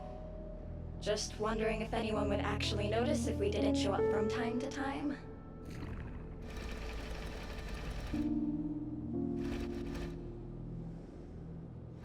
Let me see. There it is! Hey! Why'd you stop? You haven't finished sweeping that corner. But, I can see the card from here. Guess I have no choice but to swallow my pride and stay in character for now. Sweep up the crumbs by my feet. Yeah, good luck with that. What are you gonna do when they ask for a progress report? There's coffee stains at the bottom of the steps. No slacking! Sucks, though. Finally sent somewhere warmer than Snezhnaya. Yet we barely get to see the outside world. Come on. Where's that bot passage when you need it? There! The terminal's just ahead. But will Yehoda be okay? Paimon? She said she'd use every resource at her disposal, so let's have some faith in her abilities. Besides, when it comes to surviving in Nod Krai, she probably knows more than any of us. So, they really do believe in me. But how long are we gonna have to stay here? Paimon doesn't want to get caught by the Fatui either. Does Paimon mean the two Fatui in that room? Let me see if there's a way to distract them. Wait, did you hear that? Huh? The alarm? What's going on? Let's go check it out. This looks like somewhere important, but there's nothing here. Hey guys! It's me! Yehuda, are you okay? I'm fine. I managed to swipe a high-level access card and triggered an alarm to draw the guards off. But we don't have much time.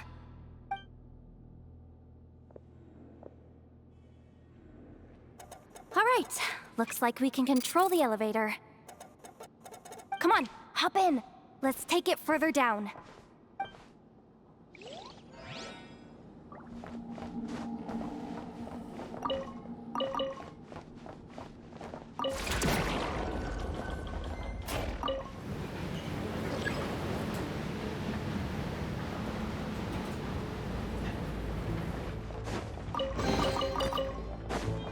We should be able to use the terminal to move the drawbridge.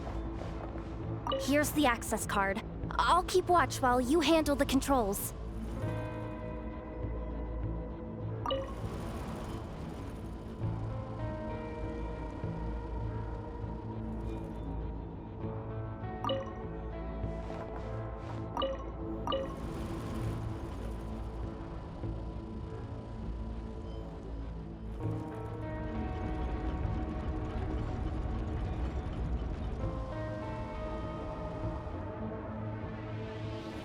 All done.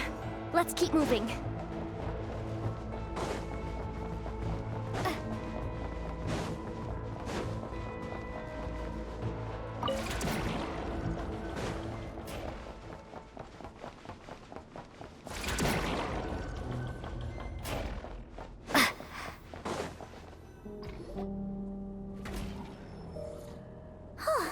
There's no one here. That's good news for us. Let's head inside.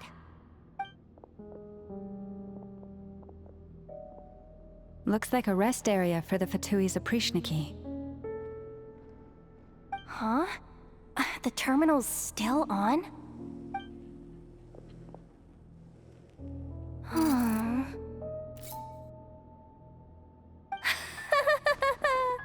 Looks like that good news is now half good news, half bad news. What do you mean? Well, it seems like that alarm I just triggered was so high level that even the guards in the rest area went to investigate. That's the good news, by the way. And what's the bad news? The bad news is that once they realize it was a false alarm, they're bound to circle back and check this floor. And then we're toast. So we've got to move fast here. If you need me to run a quick search, say the word. Analysis of Kuvaki extracted from the moon marrow suggests that its energy core bears some close relation to the power of the former Three Moon Sisters. It is suspected that there is a link between the Frost Moon Scion's hidden relic and the shattered remnants of the Eternal Moon. Come on, none of this is important right now. Just tell us where you hid the darn thing. Access denied. You do not have permission to view this data? Even with a high-level access card? Who does have permission then? 264 pages! What is this? A novel? Can we just skip to the end? I'm flipping through it as we speak. Kuvaki, a weapon. Huh.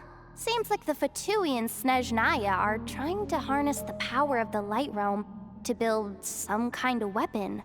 The target of which is... Seriously? Insufficient clearance? Again? Good idea!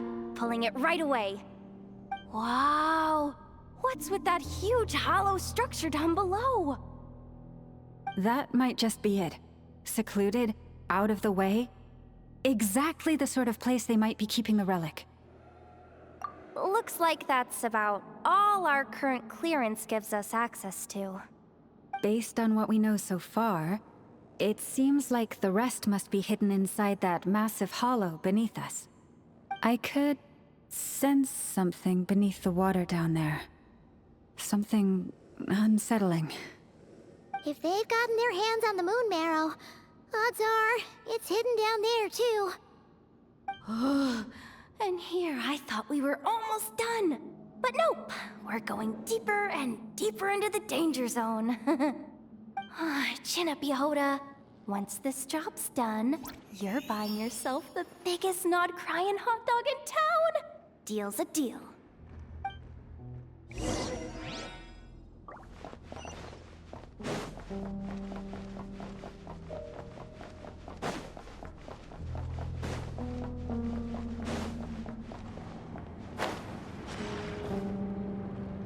Watch out for that defense bot! Ah! It's aiming right at us! We'll have to use Kawaki to deflect its attacks back the way they came!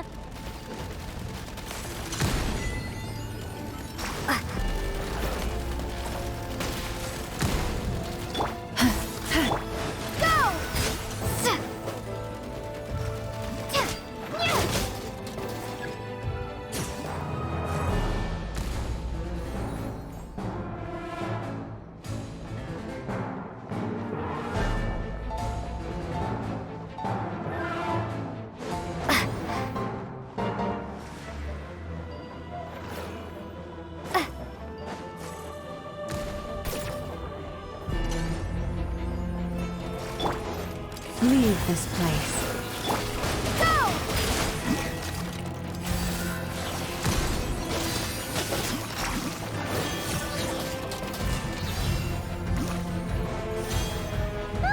Its attacks are getting faster! Almost there. We're almost there.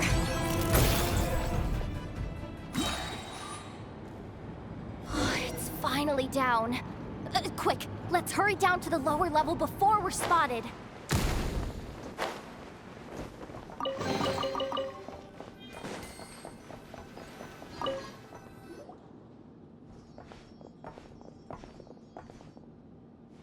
That switch looks suspiciously obvious. No way I'm pulling that. But you guys, go ahead. Hey, you spotted it first. Shouldn't you be the one to pull it? Not a chance. I'm just the guide, remember? At most, I'll help you look for an escape route. They don't seriously think pulling this thing's gonna lead to treasure, do they?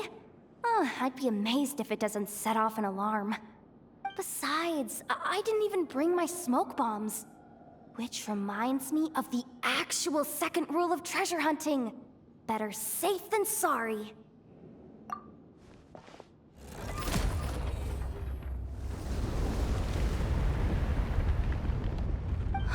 The ground, it's shaking.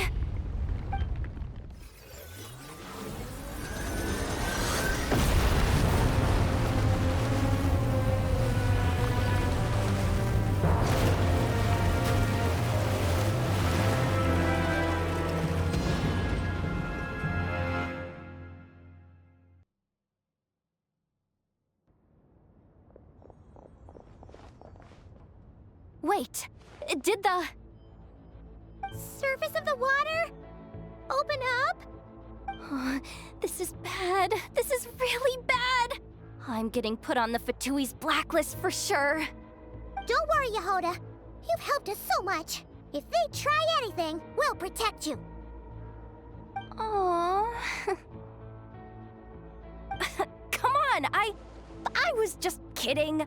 I'm tough, okay? Just haven't had the chance to show off my fighting skills yet.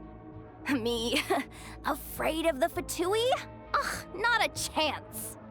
I suspect the relic is hidden down below. Yehoda, your commission ends here. I am truly grateful for everything you've done for us. You don't need to put yourself in any further danger. I'm coming with you. This has nothing to do with the commission, or the danger, or whatever. This has already gotten way out of hand, so I'm coming too. End of story. Aw, she's blushing. Hey! Zip it! Why'd you keep staring? You looking for a knuckle sandwich or what? Oh, come on, move it already!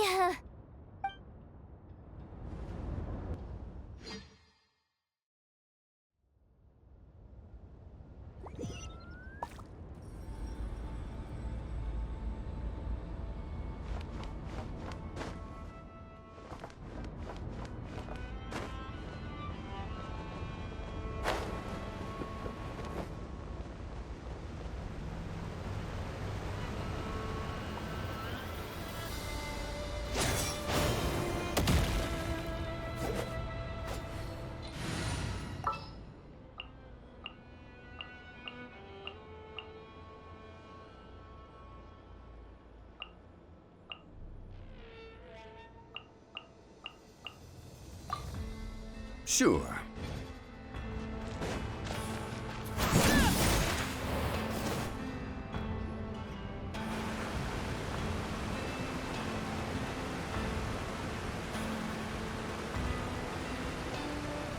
Whew. It's really deep down here. What is this place? We're standing on another fragment of the ancient moon's remnants. So this was the source of the Kuvaki I sensed earlier. Wait, what? So the Fatui had it hidden underwater this whole time? This gigantic thing? Yehoda, you've been kind of quiet since we got down here. What? Me? Have I? It's nothing. Really. We're doomed! How are we even supposed to get back up from here? Oh, my grappling hook's not nearly long enough. And if someone spots us here after all that commotion, we'll be sitting ducks! Oh no! That door's opening! Please don't say it's the Fatui! No, please, no! We finally made it here, and we're so close to getting the job done! I didn't risk my neck just to die before I've even had a chance to spend my reward!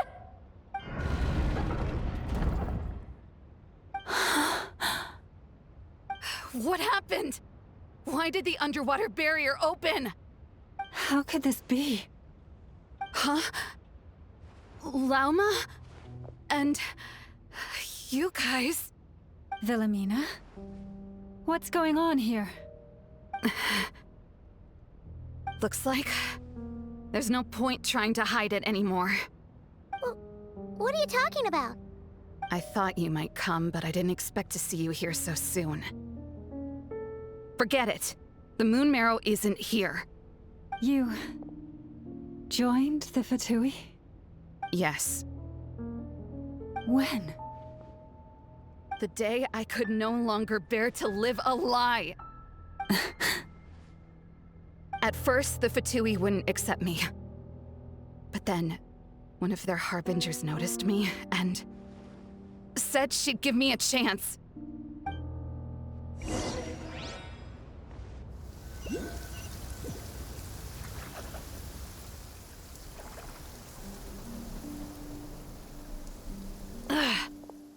Lost them again. That harbinger told me to follow the blonde traveler who might visit the Frostmoon Scions. Easier said than done, though. The animals are on alert at night. If they see me, Lauma will catch wind of what I'm doing sooner or later. Am I really doing the right thing? No. It's too late to turn back now. The empty prayers, the stubborn displays of faith like Cappy's today. This isn't the life I want. Huh? Is that... Ah, the Traveler's back. I won't let her slip away this time.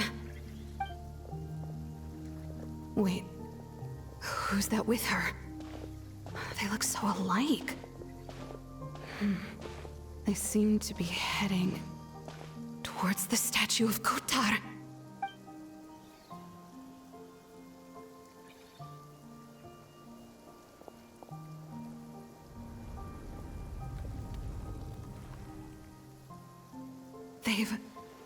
Open the secret chamber? But wasn't it meant to be sealed? Wait a second. The moon marrow! Surely they're not after the moon marrow. I'd better go report this straight to... Hold on. If they do actually make it to the final room, then maybe I'll be able to get my hands on the relic. The one thing the Fatui have been after this whole time. If someone's going to take it, it might as well be me. This could be my ticket to joining them.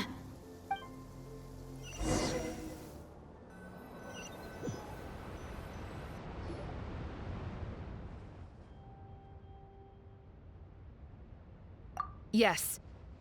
And in your final moment of hesitation, I took the chance. And then you gave it to the Fatui? But when we talked to you before, you seemed so genuinely worried about Lauma. Because I thought she was as fed up with the Frost Moon Scions as I was. We grew up together, Lauma. I know you were chosen to be the next Moon Chanter when you were just a child. They never gave you a choice in that. I saw the look in your eyes when you were treating that child. That sense of helplessness. Surely you too must see that this blind, inherited faith of ours is simply holding us back. If our prayers are never answered, then why keep praying? Do they really deserve all of your devotion? Or are you trapped by the responsibilities they imposed on you? So those are your reasons for wanting to leave the Frost Moon Scions? Isn't that reason enough?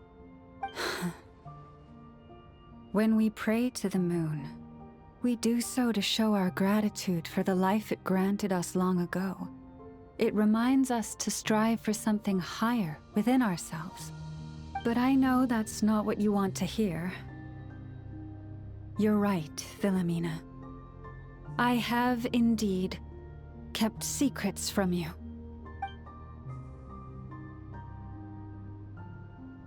I knew it. You don't want to be the Moon Chanter, do you? No, that's not it. I'm talking about the fact that the moon in the sky isn't real. What? You're saying... Huh? I've completely lost the thread now. Oh, do we really have to do this here? What if a Harbinger shows up? Oh, I'm not cut out for fighting big bosses! The pain you sensed in me was the pain of hiding this truth. If what you're saying is true, then you already knew that the Frost Moon Scions wouldn't believe any of this. Why didn't you just leave like I did? You don't understand, do you? That's the difference between us, Philomena. I care about the Frost Moon Scions. They're family to me. It hurts because I care. And that's why I chose to hide the truth.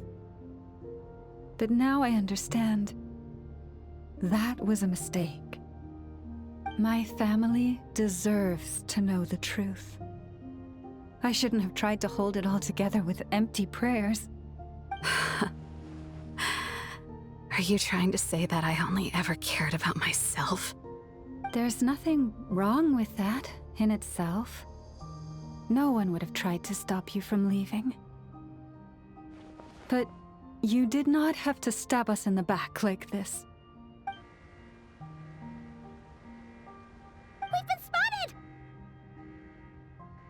I knew it. I just knew it. Oh, what now?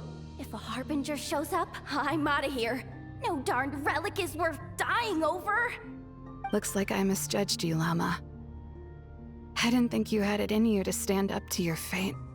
Turns out, you are a great Moon Chanter after all. But you were right about one thing.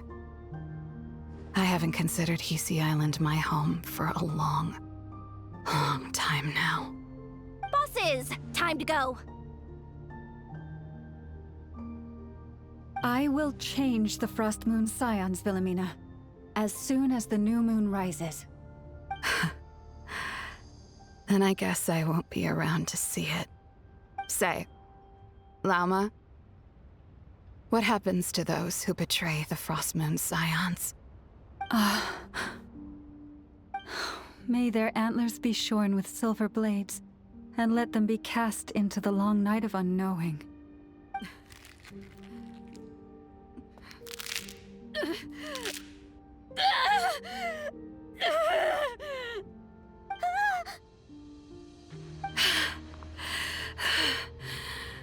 I have honored the ways of the Frost Moon Scions one last time.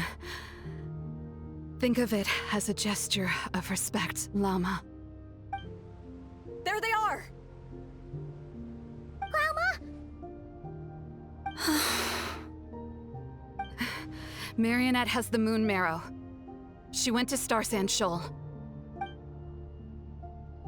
Don't flatter yourself now. I'm not trying to atone. I just don't believe you'll actually be able to change them.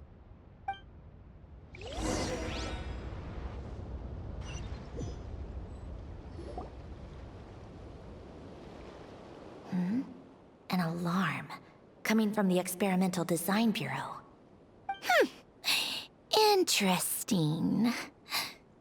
Hey, wrap things up and get yourselves ready. Looks like we might be having some guests. Yes, milady. Perfect timing. This job's been boring me to death. Time to test some hypotheses.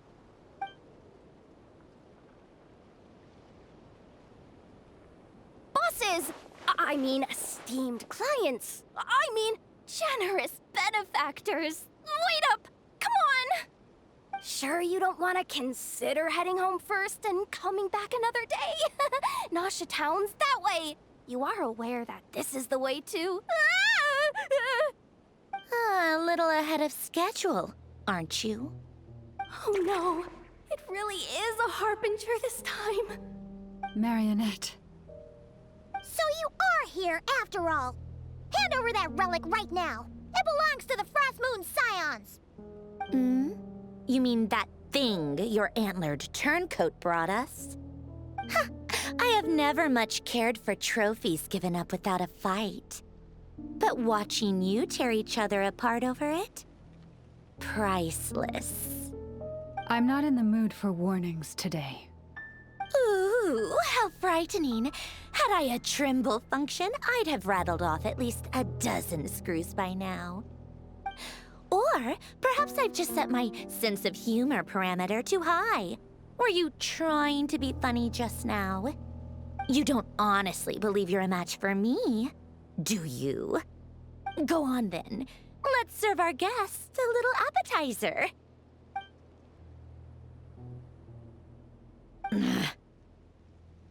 Hey, didn't you hear me?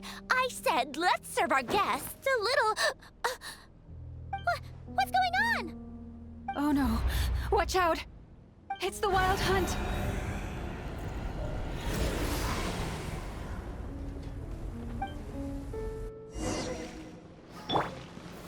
Solidify! Get to work!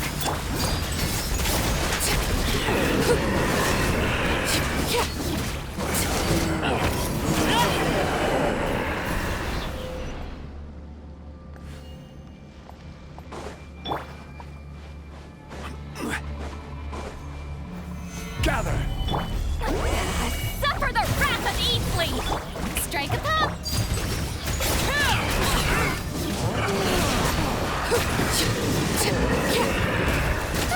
These things just keep coming! Isn't there anything we can do? Solidify! Get to work! Time to shine!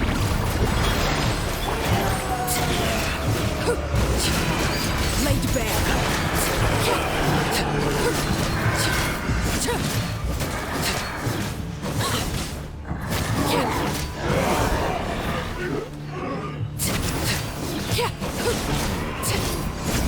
Show no mercy! Yoo-hoo!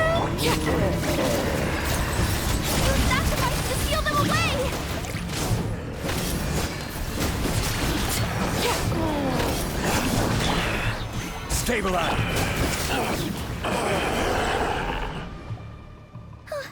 Is that it? Oh, at least that's what the Lightkeeper's handbook says. Careful! It's not over yet!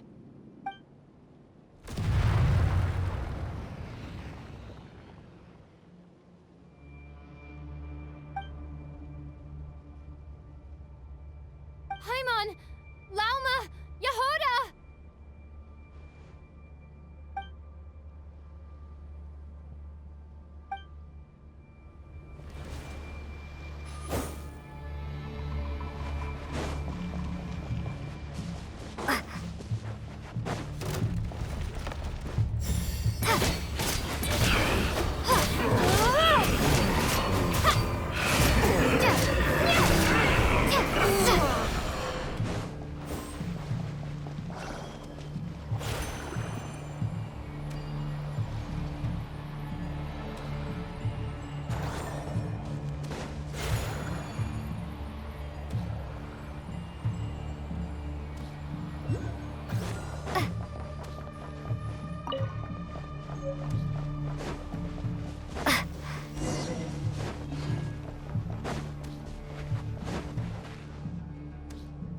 Lumine, over here! Ether! Quick, grab my hand!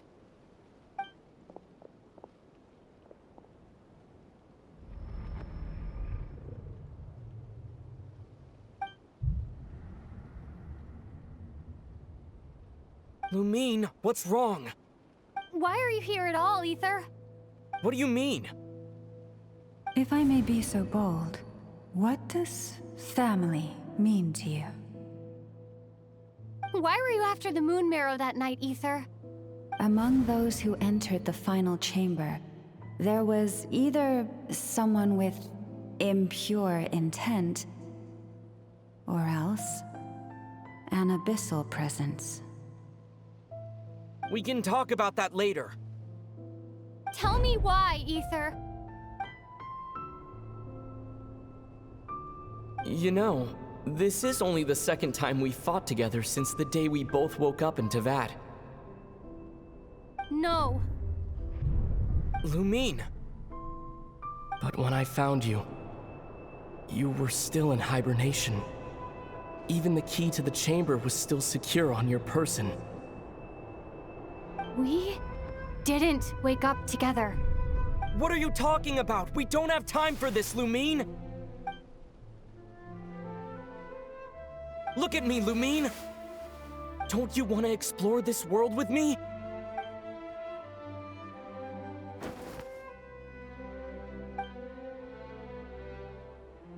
You think I'd lie to my little sis?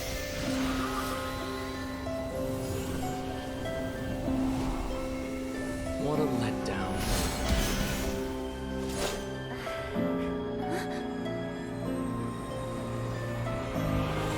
Go get it from me, Lumine. It belongs to me. I never believed it. I didn't want to believe it. That strange feeling that something was off. I wanted it to be real so badly. Even if it only lasted a moment. But you're not my brother.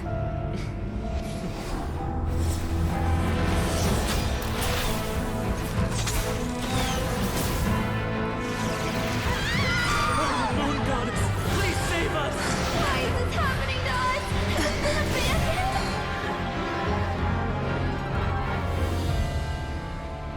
The cold night should be our blessing, yet only confusion and sorrow remain. The truth may yet lie beyond the sky, but must we become lost because of it? Standing before you, as a scion of Hyperborea and the Frost Moon's emissary, I say this.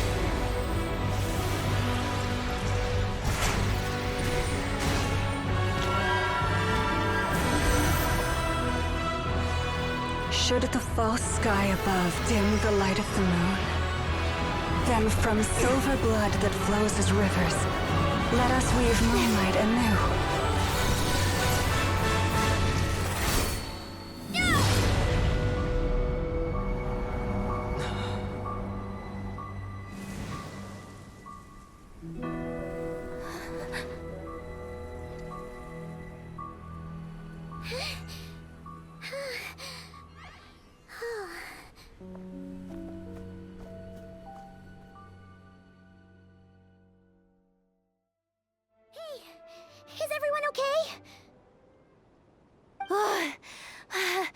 I saw my life flash before my eyes there. Oh, good thing Lauma was there to save the day. Are you all right, traveler?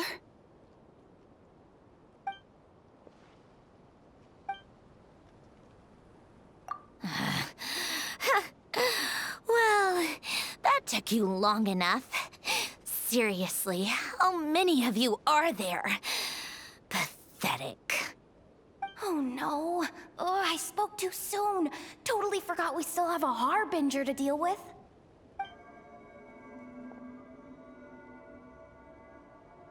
Hey, is that the moon marrow? It was hidden inside that big robot of hers all along. But that robot... Ugh, that's Polonia to you, not just some robot. Take it and get lost. Huh?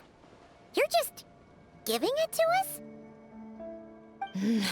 Well, I wasn't the one who put out the order to find this thing in the first place. So if someone wants it, they can help themselves. Maybe even choke on it. See if I care.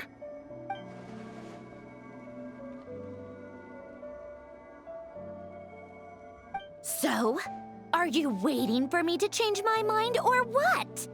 I'd be more than happy to pick up where we just left off. But I should warn you, I'm in a bad mood right now. Let's go. Fine by me. Totally, completely, absolutely on board with that.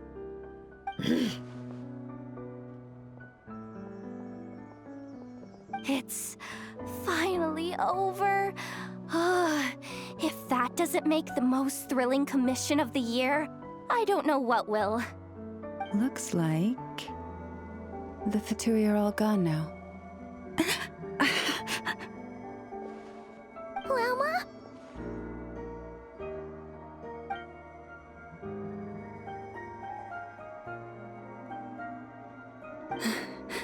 I'm all right.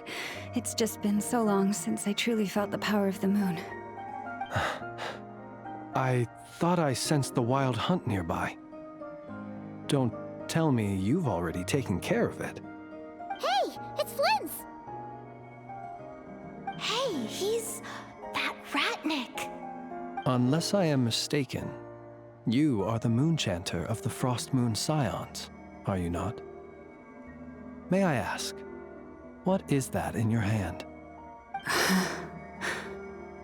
Please, don't get me wrong. I've been tracking the wild hunt lately, and I've come to suspect that its actions aren't as aimless as they might seem. When I saw what you were holding, I could not help but start connecting the dots.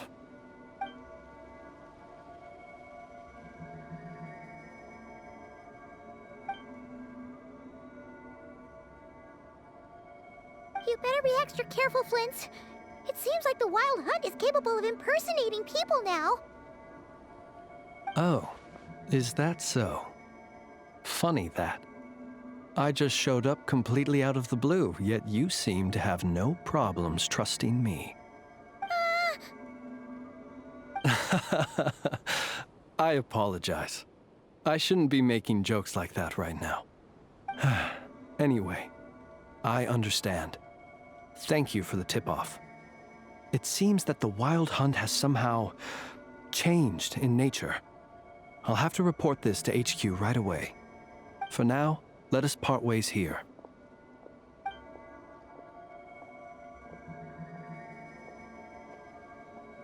That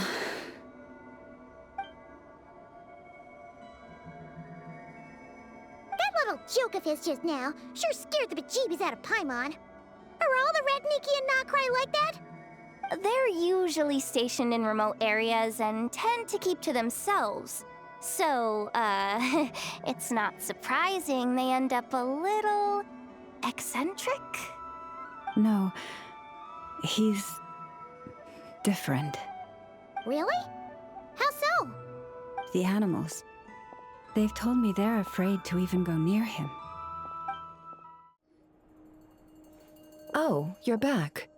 I just made you all a pot of tea. Better drink it while it's hot. Boss Neff, you wouldn't believe how scary our day has been! Seriously, I am never, ever taking random jobs like that ever again! You hear me? Oh, come on now. You even faced the wild hunt and lived to tell the tale. What's left to be afraid of? Wait a sec, how did you? Oh, right. Like you told us before, your business is dealing in information. Huh?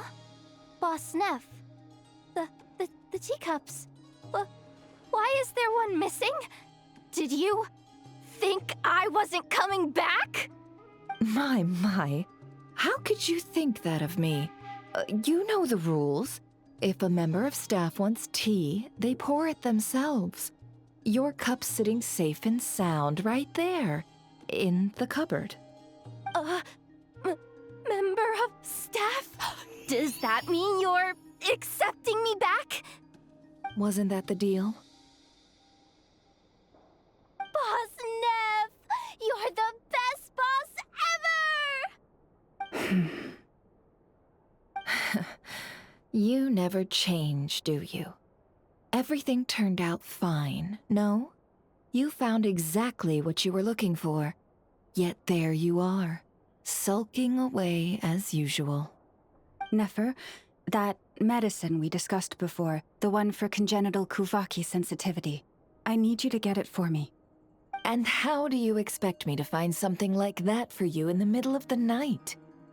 You'll have to wait till morning, at the very least. I need it right now. All right. I'll see what I can do.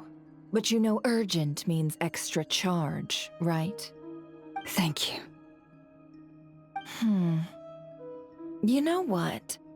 You do seem a little different. In a good way? Or a bad way? Who can say? I'll take it either way, so long as you don't start making a habit of asking me for ridiculous favors.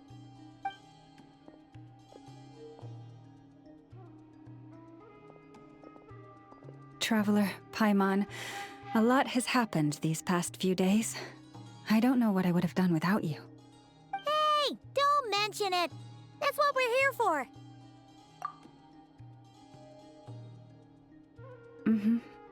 You're right.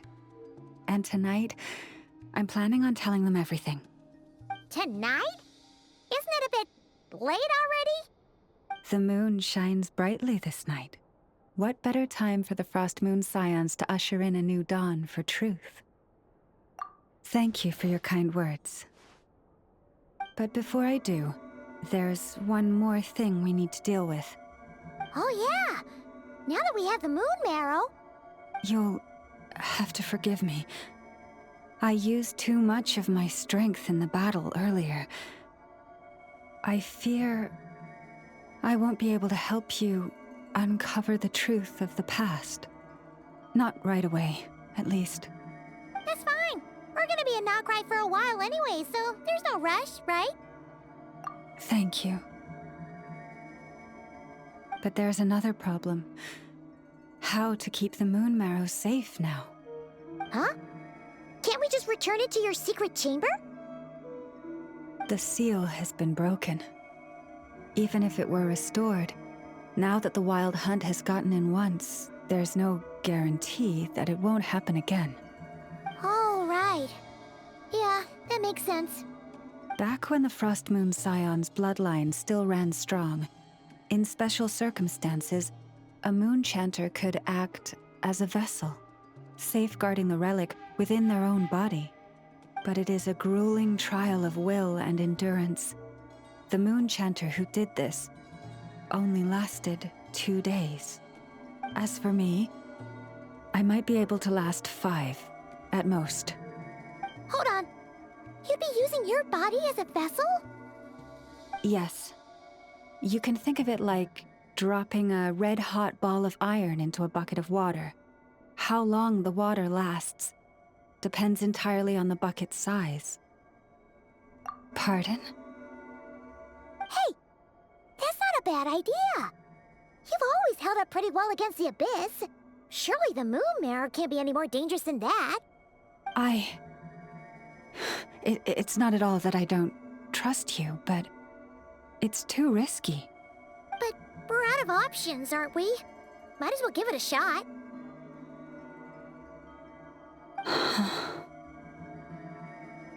All right. Well, I'll be right by your side. If anything feels off, please tell me immediately.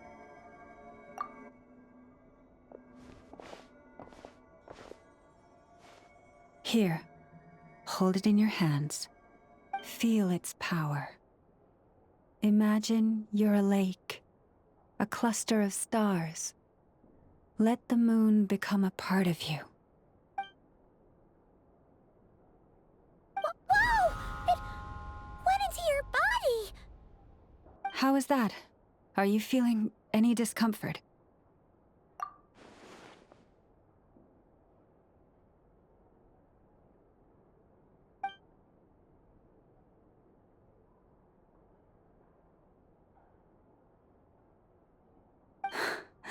Astonishing. Not even the slightest hint of lingering fluctuations.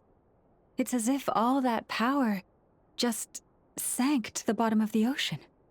Well, looks like we won't have to worry about the wild hunt catching its scent now. Phew! Paimon knew you have special abilities, but still, you never fail to amaze. Hmm? Did I miss something just now? Yes, and it was nothing short of a miracle. Not something I'd be interested in then. Anyway, here's the medicine you asked for. This is all I've got for today. I'll have someone send the rest over when we have it. Thank you, Nefer. I really appreciate everything you've done for me. Please stop being so nauseatingly friendly. It's creeping me out. So, what exactly did you all go through during that wild hunt attack? I'd prefer to hear it straight from you.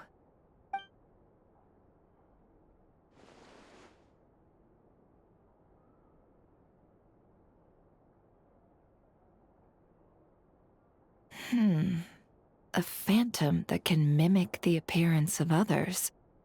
Quite different from what we've seen before. Yeah, and both times it appeared, its goal was pretty clear. It seems like it was after the Moon Marrow. And on both occasions, it was accompanied by the wild hunt, too. It appears there must be some close connection between the two. I must say, I don't often see you look this serious, Nefer. Too late in the day for thinking, that's all. We'll pick this up again later. You all feel free to keep chatting, though. Just don't forget to lock up when you leave. On that note, Traveler, please keep the moon marrow stored within your body for the time being. We'll take it back off your hands as soon as the wild hunt's been taken care of. Once and for all. Now that's what I'd call a joke. Anyway, if the two of you will excuse me, I'm heading back to Hisi Island now. It's time I came clean with the Frost Moon Scions. Hey, we're coming with you! Though, guess we won't be able to do much more than cheer you on from the sidelines. That alone means more to me than you could ever know.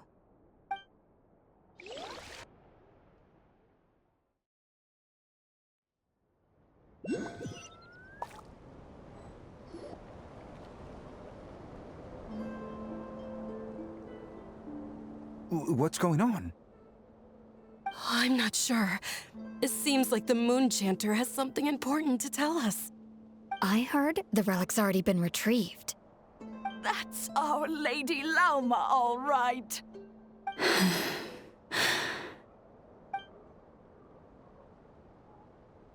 Noble scions of the Frost Moon, my kin beneath the moonlight, I hereby declare the truth to you.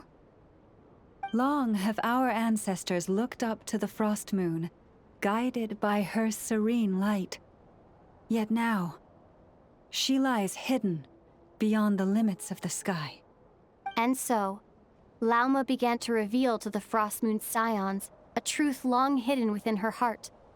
A story of a false moon and the death of gods. Kutar was indeed born of the moon. But that does not give us the right to reap without sowing, nor clothe ourselves without the toil of weaving. As she spoke, some who listened were stunned into disbelief, while others seemed to awaken as if from a dream. From this day forth, the road shall be paved with truth, and we shall pave it ourselves.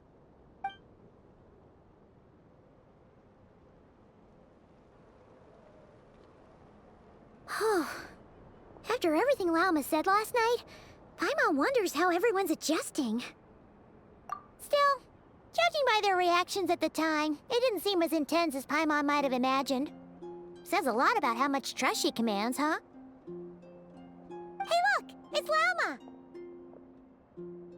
Welcome, both of you. The animals were most lively this morning. They told me of your coming. Nothing too dramatic happened, did it? No one took it so hard that they went on a binge-eating rampage and ended up cleaning up the whole pantry? Or something? Hey! Paimon's just trying to lighten the mood. Thank you for your concern. Change doesn't happen overnight, and new ideas need time to take root.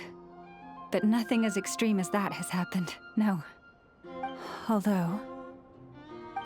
Although what? Well, just as I thought might happen, some have chosen to leave the Frost Moon Scions for good. For them, losing their faith was like losing their home. Confusion, frustration, helplessness. I saw it all, reflected in their eyes. Oh. I respect their choice. May they carry the Frost Moon Scions' blessings far and wide, should they be willing to do so. If we meet again someday, perhaps we will be able to sit together and share stories once more. Others sought me out afterward, though, and thanked me profusely for sharing the truth with our people. They said they used to see me as distant, even somewhat unapproachable, whereas now I seemed much closer to them. Like a friend, or even a family member. Sounds like a win overall! Paimon thinks you did the right thing, Lauma. Thank you. Though, I wanted to ask, do I really come across as distant? Well, maybe just a little. To people who don't know you, you are kind of tall, especially if you consider the antlers. I see. That's a bit of a hard one.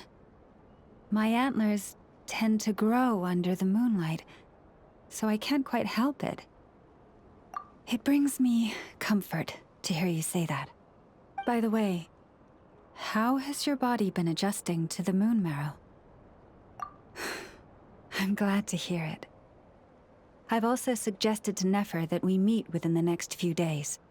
We need to figure out how to counter this new manifestation of the Wild Hunt. But for now, let's just relax. I want to enjoy this feeling a little longer, of finally living on the bright side of the moon.